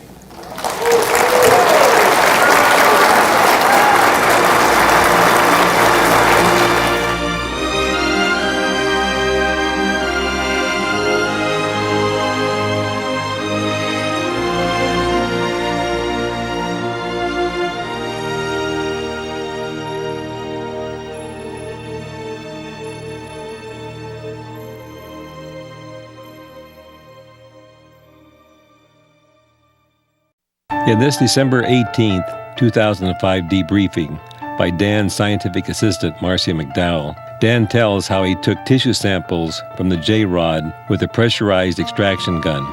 He goes on to explain in great detail how the extraction gun device was constructed. Then he describes the necessary protocols for suiting up to enter the hyperbolic clean sphere. Toward the end of the time he spent with the JRod in 1995, the JRod approached him unexpectedly, which caused Dan to panic and stumble backwards onto his back, after which the JRod climbed up on his chest and looked deeply into Dan's eyes, flooding him with valuable information about Earth's exotic past and possible catastrophic future. In this series, you will learn information never before made public. Astonishing, amazing, earth-shaking, yes, but it's simply the truth. Because this information is so revolutionary, there are many disinformation specialists on the internet attacking Dan's credibility. Well, when you know that these people are out there and they're making a concerted effort to try to undermine any work that you're trying to accomplish, before it even has a hearing by the general public, before it's ever evaluated on its own merit, then you have to ask yourself, why are they so very afraid to even listen? If they don't know what you're about to say, but if they know what you're going to say is straight down the line, and they are terrified that you're going to let something out, then it becomes a lot clearer why they're going to these lengths to try to derail any work that you're doing. Well, I really think that trying to size them up, that they care little about whether or not I'm even telling the truth. As soon as it triggered a certain point of interest, that's where they go to work no matter what. Because it's what I'm trying to get at is that if somebody is talking through their hat and they have nothing of value to say, they don't get into gear. Oh, no. They don't bother. They don't bother with people that really don't have anything to say. No, those people are actually serving their overall purpose. But when you have somebody gaining traction who has something to say, and they know it. Well, most UFO accounts don't make it to the public, and I don't, like I said, I don't consider my account a UFO account. It's all IFO. But most don't make it to the public, and this account sure stands a high likelihood of making it to the public. And so they're going to be targeting. And they don't want it to make it to the public, or they want it to make it in such a way that it would be fractured. And it's our obligation, our objective, to make sure that it gets intact. Well, see, that's one thing that they actually suggested, and not they, but people whom have fallen under the influence of that group being possibly, having any redeemable value at all. And then it was suggested to me, well, maybe you should go through this reptile account, this Project Serpo account, and actually evaluate it. And I said, no, I don't want to evaluate nonsense. No. I know that it didn't happen. I know that it's nonsense. I have heard different modules for disinformation, and that is one of the spins that I heard years ago for disinformation. So when it popped up and I heard about it, I knew exactly what it was, and that's why I could easily just say, well, the next one's going to be this or that. It's going to be DROPO, and which stands for Operational Order. So the next one is going to be DROPO. Then they're probably going to relate that to the Dropa stones and say that's where that comes from. It is, and I labeled this word on it. It's bullshit. Yes. So that's where it sets. What are we gonna? Well, we have enough time to talk about getting suited up to go and see the JRod, or possibly discussing a little bit about Majestic. Very little, okay. I know what people want. I also know then I've got people want what parameters. They want, and then there are things that we can talk about. The basic procedure, if you will, we would meet on the level 4 in the briefing room, and if we had samples which needed to be removed from the JRod, the A and B team would be picked. The A team is the actual person who does the introduction into the clean sphere, with a single helper standing behind him until he gets into the gantry. And the B team handles anything else which is required on the floor at the time. Okay. It's a backup team. If I was, for instance, picked to do the introduction, which I had several, I would then proceed straight down the hallway, past all of the biocontainment levels, and down in the elevator to the floor, and walk down the stairs to the actual floor where the clean sphere would be either being raised up or already being positioned. There was a physician and a nurse who would check me out, do a general evaluation on me, breathe in, breathe out. And was this at the clean sphere, or is this right in a around separate, the corner from it? in a separate room? Yes, right around the corner to the right.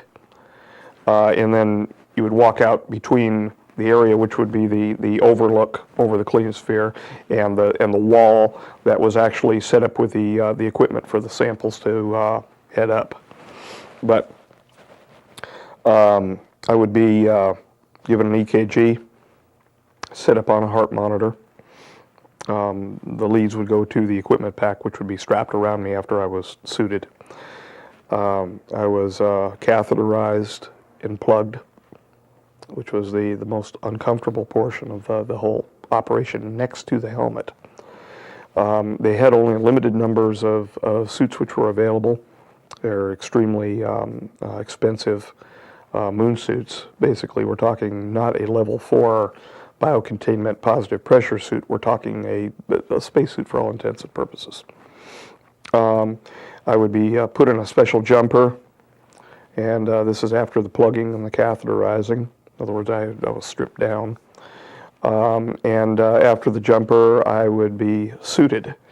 The suit had a central feature, which would wrap around my torso and be locked and zipped around my torso. Then separate legs and separate arms would be added on with swivel locks. Then I would essentially be in an entire moon suit.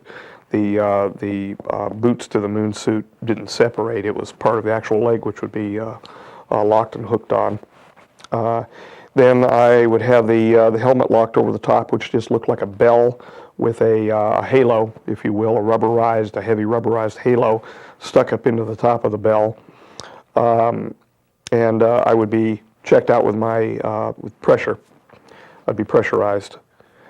After that worked, I would be depressurized, the helmet would be taken off, and I would have my communications gear put on, and then bell back on, relocked, and repressurized.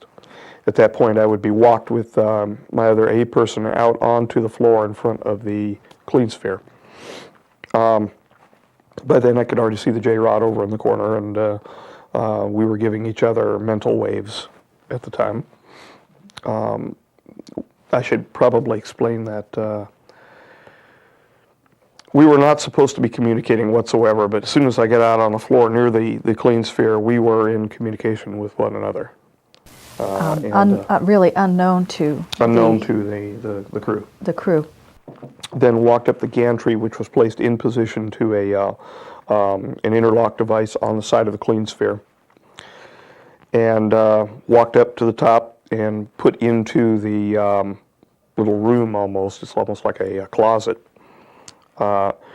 There I would then hook up to the secondary oxygen system, which was able to be swiveled in a beveled area at the front of the gantry, so that when I entered into the clean sphere, I was actually hooked to the central portion of the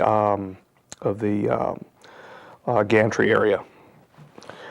I would pressurize myself up, and when I was comfortable with the oxygen flow, the atmospheric flow, I would then decouple myself from the external device that I walked in with.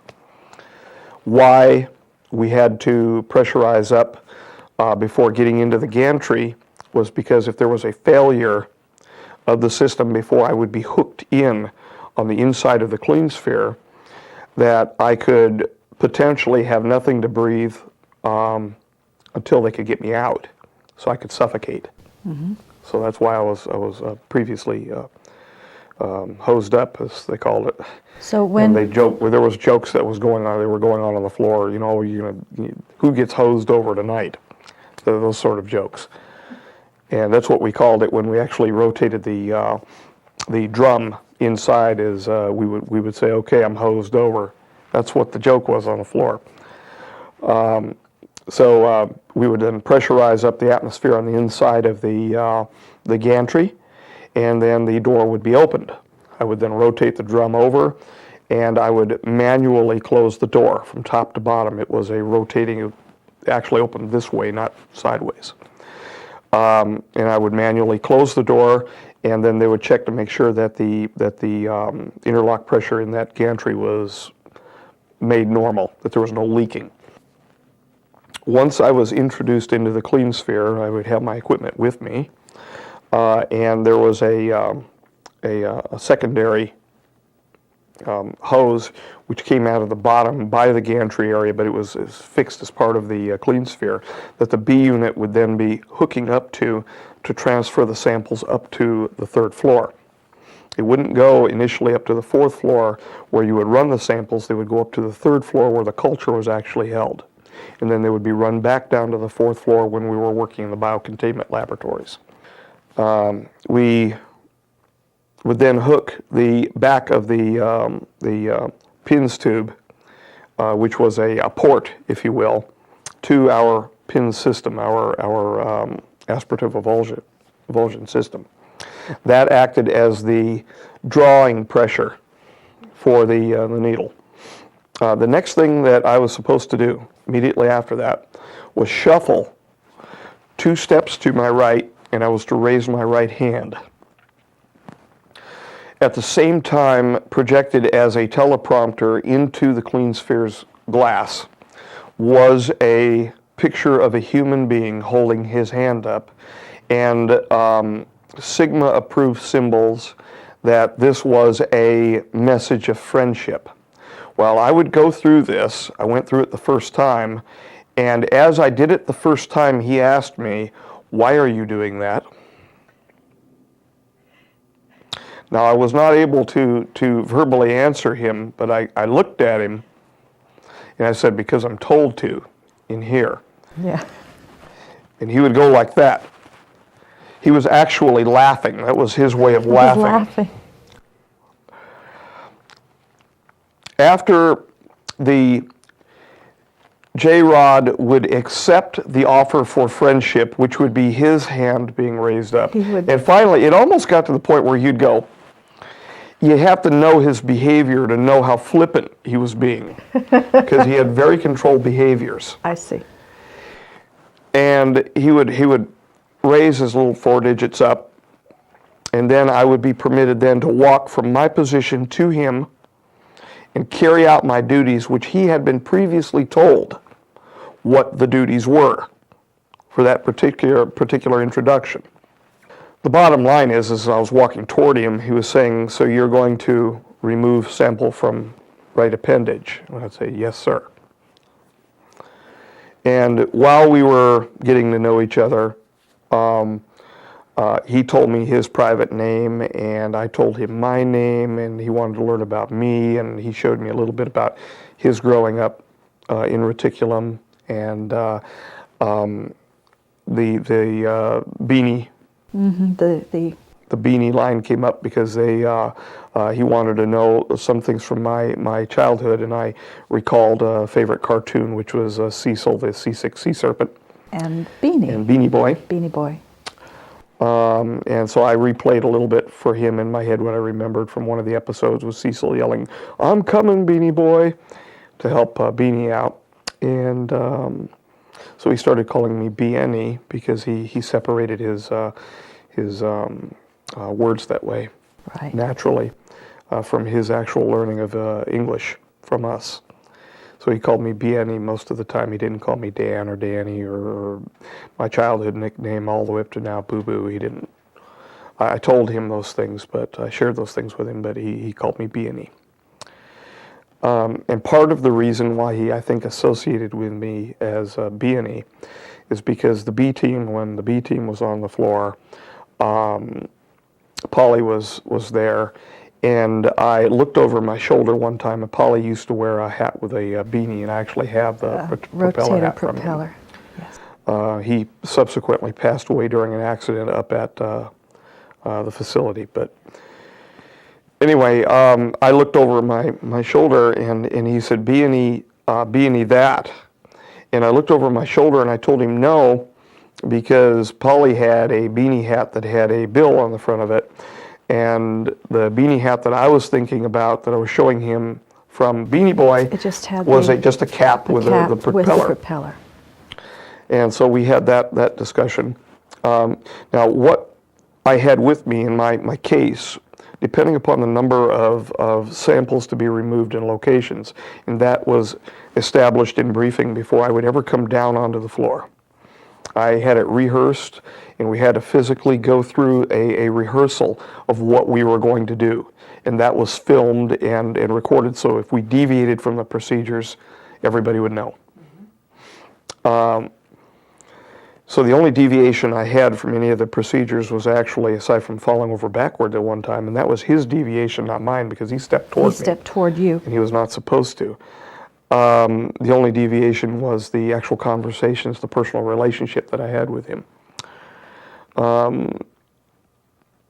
In any case, let's say I had one sample to remove, which never happened. It was always multiples. I had a measuring device with me, and I would measure the area on his upper appendage and actually mark it off with my thumb, using my thumb, for lengths down the arm and the position on either the biceps or going down into the brachioradialis, where a lot of the samples were removed. And these sample removals were not chosen by us. They were chosen by the committee above us, by the cover committee. So we were being told, and they were interacting with the wise men up there. And we were basically told, you will evaluate what we give you to evaluate. So we evaluated that on our own, in our own style, of course, but we were told what we were going to be evaluating. It wasn't a situation of, well, I could make a call and try to get a sample from this location. No, we were told explicitly. Well, what I would do then is I would remove one of the vials. They were pressurized vials from the kit, and make sure that it was matching the area that I would have a sample removal from.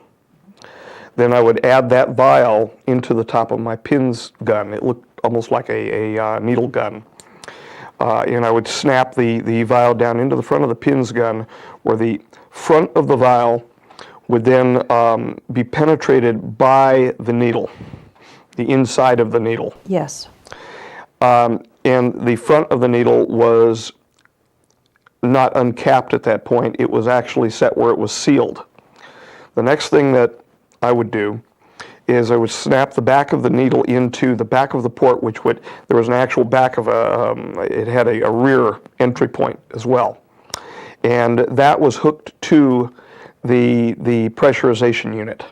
And I would close the top of the pin system. As soon as I would close the top of the pin system, I would then open the valve to the pressurization unit, which would cause the pull of the sample. After that, once I knew where the needle introduction would go, I would break the tip of the needle off. Break the tip of the needle off. It was a metal needle, and it was serrated. It was crimped, if you will. So I would actually break the tip of the needle off, and that for the first time would then open up the port to the front of the vial. I would then insert into the appropriate location in the into the JRod the needle.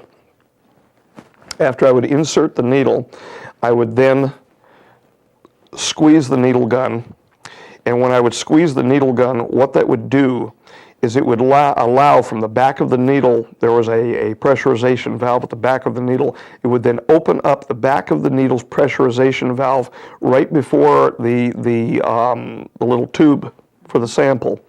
It would open that up to the outside. Once it opened that up to the outside, meaning now inside of the JRod, that would then open up the pressurization pulling this direction, and it would only do it for a moment. So I would squeeze it, it would click inward, and it would open and close.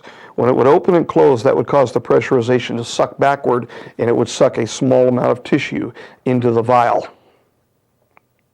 So that was the actual pin system. It was called a pressurized induction needle system. Was it a single needle? It was a single needle. Okay. It was a single needle. They had other systems, multiple barrels, but we never used them. There were protocols for it, but maybe they were done on him, I don't know, but I never did. I never did. And what I mean by a barrel, it almost looked like a pepper box for multiple removals. And there were pin systems for that as well. Now, once that sample was removed, then I had to step back, remove the needle from the JRod, step back and lock the pressurization off, open the system up, and actually remove the sample. Okay. I would then take the sample over to that little induction area, and I would pop the sample into the induction area, the vial, if you will, and then the B officer on the floor for the backup unit would then turn a switch, causing that sample to then be sucked to the outside of the clean sphere. It was sucked into another container. Then that entire container was then moved to the sort of thing you run into at a bank. At a bank, where they send your thing up. Exactly so. They would then send that up to the third floor, up to culture. Okay? And they had a total series of protocols up in culture. They had a bio-level 4 containment unit in the corner of the culture area across from the dissection and autopsy area. And that would then be handled in a glove box and then moved from that glove box, because there were induction ports in the side of the glove box, to sample containers for culture, and then that could be then sucked back down to the 4th level into BL4. For examination. For examination in the cabinet lab. Now, we're talking about a small sample of living tissue. Yes, what I'm trying to do is I'm trying to just follow one sample. There were multiples which were removed Right. and then handled from 4 or 5 up to 3 and then back down to 4. Down to 4. But we're talking about a sample of tissue that is alive. So that's one of the reasons it had to be handled so carefully. And rapidly. And rapidly. That's exactly so. Now, these vials did not have any culture media in them whatsoever, the PINS vials that we added to our PINS guns. So they had to be in a cabinet.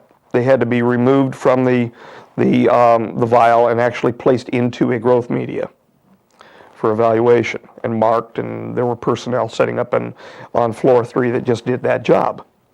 They were the sample handlers. They were culture experts is what they were. And they had the protocols which were already set up ahead of time for what size sample was to be placed in what variety of culture. When Because you have specialized enhanced culture media and selective growth. Selective growth media. When you removed the sample and removed the needle from his arm, was there any exudate? Did he bleed? What did it look like?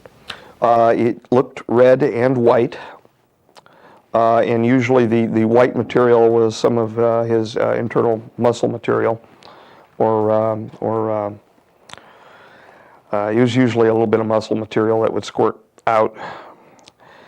I never covered him over, so I imagine any of the cleansing of the area and all of that was done prior to him either being brought up to the 4th level, the clean sphere level, or after it was done, he would have been taken care of down in the ambassadorial suite. But there was never a protocol where I would cleanse him or anything like that. Like swabbing before we would get a needle right. injection. He would bleed, and the reason why, to be honest with you, the reason why the majority of the time that we had a small avulsion come out of the hole was because of the rapidness, the rapid pace that I was having to keep to get the samples. We were told work quickly. Do not worry about the pain. Get your sample and get the hell out, is what we were being told. And the reason why that was to decrease the amount of exposure time, and not physical exposure time, but psychological exposure time. The physical exposure, there was no physical exposure. But there was usually a little bit of whitish gray fluid. I find that kind of hard to visualize because for us, muscles are massive and they don't leak. Well, the tissue that the JRod, which the JRod is composed, is substantially less dense than a present-day human being. Okay. They are substantially more gelatin-like. I can put it that way. Okay. But yet the muscles function as muscles and the connective tissue functions as connective tissue. They do. But it's more gelatinous. It was not meant to be in our gravitational. But it had a different texture and different composition. Indeed it did. And the majority of the time there would be some bleeding, but that was it. These were no larger, the induction ports, the induction needles were no larger than, most of the time, than slightly larger than an insulin syringe. Very small. What we would use. Very small. So the sample itself that was taken was very small. It depends on I could take approximately a tenth of a cubic centimeter on a removal, up to a cubic centimeter, depending upon how long I would hold and refire it, because I could refire it. Okay. So as you squeeze the gun. Yeah. So we not only had different injection protocols for where we were supposed to site on the appendage of the JRod, but we also had numbers of samples to be removed from a particular location. So each time you would squeeze the triggering mechanism, and you would about a tenth cc, create the pressure through the needle that would draw up the tissue. You could squeeze it repeatedly to get more tissue Yes. if you needed more for that particular sample. Yeah, and to we were told fulfill- how much per sample to remove. remove. Yeah. What I was trying to do is just follow a simple, basic technique from start to finish. I That's why understand. wanted to- I'm sorry, I didn't mean to. No. Okay. Well, you brought out a good point. I mean, the people are going to want to know that it was done, under repetition, not just single removal per vial. But it depended on what we were instructed to do. I understand. In a couple of occasions, there were single removals, but the vast majority of them, there were multiples. What we would then do after a single removal is we would remove now there was a block in the back, a pressurized block in the back of the sample vial. So as the pressure was pulled the sample inward, it wouldn't get past it into the tube. It was a one-way filter system. Okay. So the pressurization, the actual suction pressure, that portion of the tube stayed clean. And there was HEPA filtering, virus filtering past it. So if we removed something then and there was any sort of an airborne virus involving the extraterrestrial, it would not have been aspirated into the system. Had it have been aspirated into the system and it would have been known, then there would have been a biocontainment problem and we wouldn't have had to worry about it anyway. No, because the solution to that kind of a problem. They feed gas into the room and then they ignite the gas. And they ignite the gas. That's right. And that's what the blow-off valves are for when the construction of this facility is the pressure blow-offs. Put to certainty by the artist who's working on it. Yes. In any case, we would get rid of the vial, and it would be sent up, moduled up to culture 3, and then I would have to remove the front of the pins needle, exchange it out, exchange the medium system out because there was a filter in between that as well that would go over the top of it. So all I had to do is pull there were little top vials, like there were like tubes over the top and over the bottom that would actually fit into. We're going to probably have to have the artist draw it. Fit into the front of the vial itself. Okay. And a filter in there as well, so that the contamination was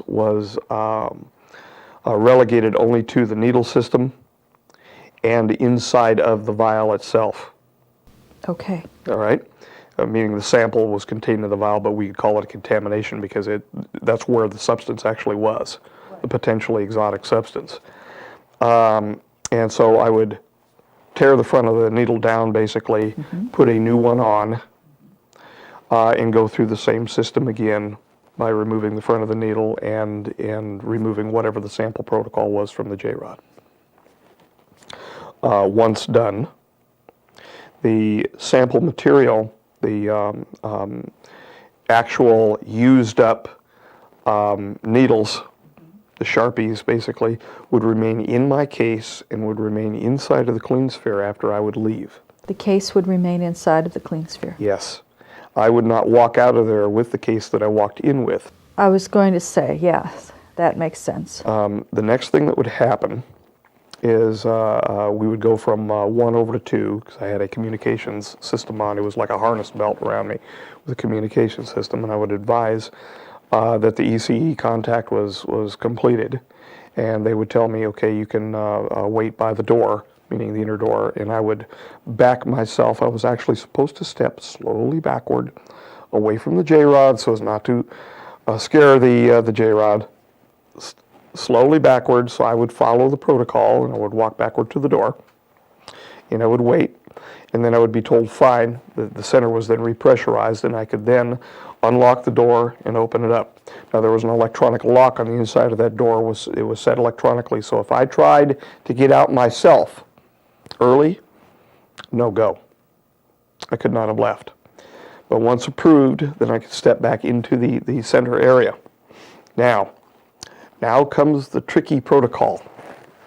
how in the hell am I going to get out from the inside of the containment area with my suit? Because I've been in contact with what? Exactly. Potentially exotic material. I didn't. The drum would get moved back over. I would then rehook into the external air, and the other hoses would be dropped right there, just left on the inside of the clean sphere, and the door would be locked. Now I'm in this little cubby area. The gantry would be pulled back. The bolts would be removed from the steps to go up to the gantry, and the scissor mechanism would be brought down, so I would actually be brought down in a container. That container was then pushed over. Now I'm breathing external environment. That container would then be pushed over to the outside wall area outside of decon, which is the area where I was first plugged and all of that business. The top of the container would then be cleaned with a rag over a port. Mm-hmm. A tube would then be pulled from the wall, large hose, if you will, up above me now. I'm standing there and I'm breathing the outside air.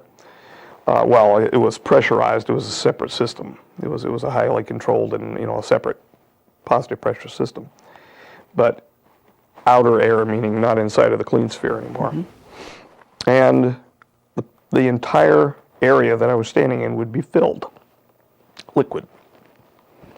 And there I would stand for 15 to 20 minutes, move around, and I was in a bathing liquid. It was a decon facility. Then a hose would be added to the side of this gantry area, and it would be flushed. That would then go off to a biocontainment, and I do not know how they disposed of the liquid. We were never told. We were just told that it was disposed of appropriately. Anything that was alive in there wouldn't have been alive. And then I was allowed out of the gantry. It was unlocked. I was allowed out of the gantry, and then I was slowly depressurized in the suit and allowed out of the suit. From there, I went through a medical examination. I had blood removed. I had to do the coughing, and they'd listen, and doing the thumping on my lungs, the auscultation, I think it's called, and then I would be allowed to debrief.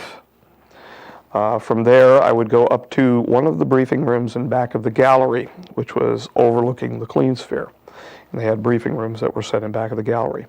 I would then go through a debriefing, not that different from what this scenario is, and I would indicate where I had a problem with the removal, and I was supposed to fully debrief as to what occurred between myself and the JRod.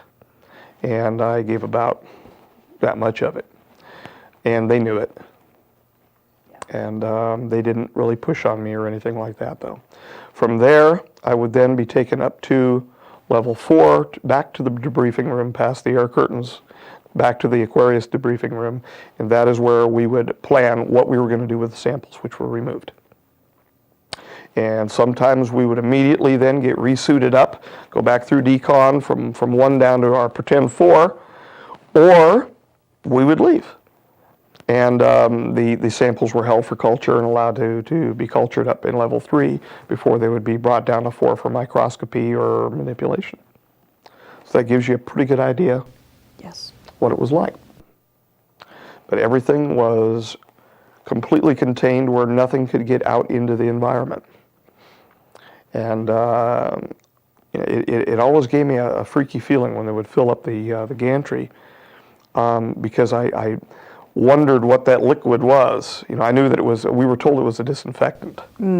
But you wondered what it was. And it was clear. It was transparent. It was transparent, but it was too viscous for normal water. Mm-hmm. It wasn't water with as a universal solvent or anything like that with something diffused into it. It was thick. It wasn't as thick as mineral oil, but it was somewhere between a light mineral oil and alcohol. Okay. And they gave the name, I'm sure, somewhere along the line what the name of it was, but I couldn't give couldn't Right. have cared. But moving around, it didn't affect you because you were self-contained. I was self-contained with a positive pressure going to that separate pressure unit from the outside of the clean sphere, not the clean sphere's pressure unit. And so there has to have been at least 3 separate positive pressure systems down there on that level. One for the gallery level to walk around and to walk around the clean sphere. One inside of the clean sphere that led out of the clean sphere for our positive pressure, and one to the gantry. To the gantry itself. Right. And I don't know what the schematics look like, what the pressure systems look like around the rooms we were in. I have no idea about that. I know it worked though. Yeah. It never failed when I was in there or anything like that. The only thing that failed when I was in there was me and falling backwards, and it only happened once. You caught your foot, didn't you, on part of the grating? I still like this vision of it, of me standing there and doing everything right, and then him leaping in a mad gesture across the room. It didn't happen. I went to walk toward him.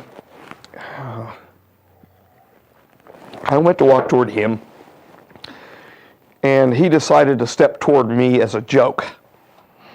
Now, when we would walk toward the JRod, I should explain that we were supposed to do so almost in a cadence like a "Here Comes the Bride" stepping, and single a pause, step. And a single That's step, right. And then a single step. Yes, we did not just walk across the floor, this graded floor. Well, I did a step toward him and nothing. I did a second step toward him, and he did a step toward me, which was way out of bounds. It scared me so bad I stepped backward, and the grating on the floor was such that the side port to the clean sphere where the gantry would hook to, the grating was not parallel with the face of the doorway to enter into the clean sphere. It was off canter a bit. Okay. And it was more in line with where we were standing for the identification procedure. So when I stepped backward, I was drawing a perpendicular line to the direction of the grating as I would step backward. And so the grating was right up against my heels. And I think it was my right heel that I stumbled with. But I know that it was either my right heel or my left heel, because my other foot then got tangled up because I began to panic, simply because I never felt myself get stuck like that before in there. And I had him stepping forward at the me. same time. At the same time, and I panicked. And when I panicked, I fell over backward onto the pressurization pouch, which contained the filters for the suit. And I had a hard time getting up, so I was kind of laying there, like I said, I was laying there like Dr. Vinkman that had been slimed in Ghostbusters, and kind of doing the weird cockroach routine, laying on my back. And he continued to step forward, and I didn't know it at that moment. And I had placed my hands to my sides because I was trying to set myself up. I had, at that point, my A person outside the gantry saying, Dan, are you okay? Dan, are you okay? When that was happening, I then had surveillance coming over and saying, what's the nature of the anomaly? They thought I had been hurt. Mm-hmm. That he may have said something to me or directed some sort of entrainment toward me and harmed me, that I was under attack in essence. And I heard them saying something like, we're going to thump the repress.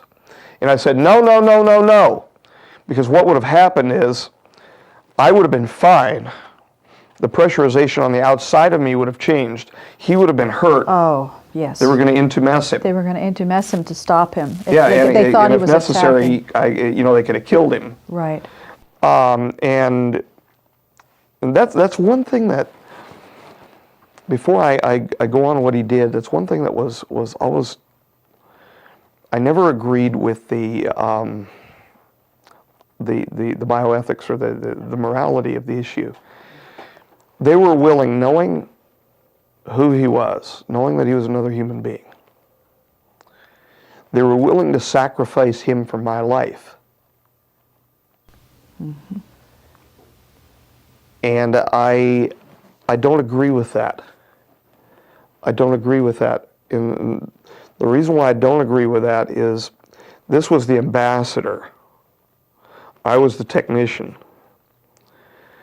And my life is no more precious than his.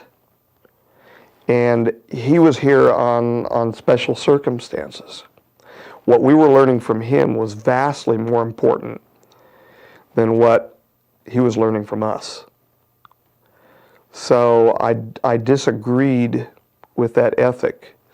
But that ethic was cemented in there. And that's why I said, no, no, no, laying on my back trying to set up. Yeah. Because they were saying, you know, we'll go ahead and repress him. And he must have continued forward toward me while they were saying that.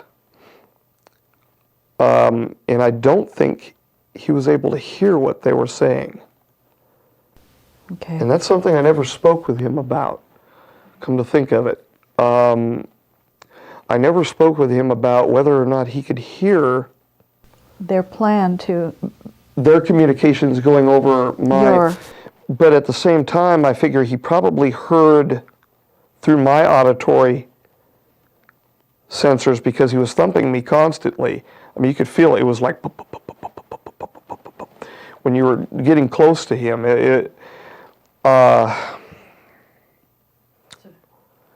You're shaking. Was I there? You're shaking. You okay? Yeah, that is what Yes. I'm Yes. experiencing thinking about it. And as I was saying, no, no, no, I kind of half sat up, and then I felt his hand touch me on my chest, and I felt him pull himself up onto me.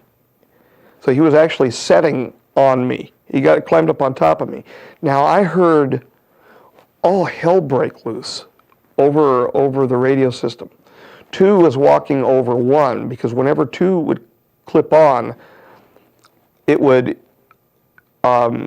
take precedence over, it would supersede the first channel, which contained the floor units, the beta units, you know, the B team, the backup team, and the gallery observers.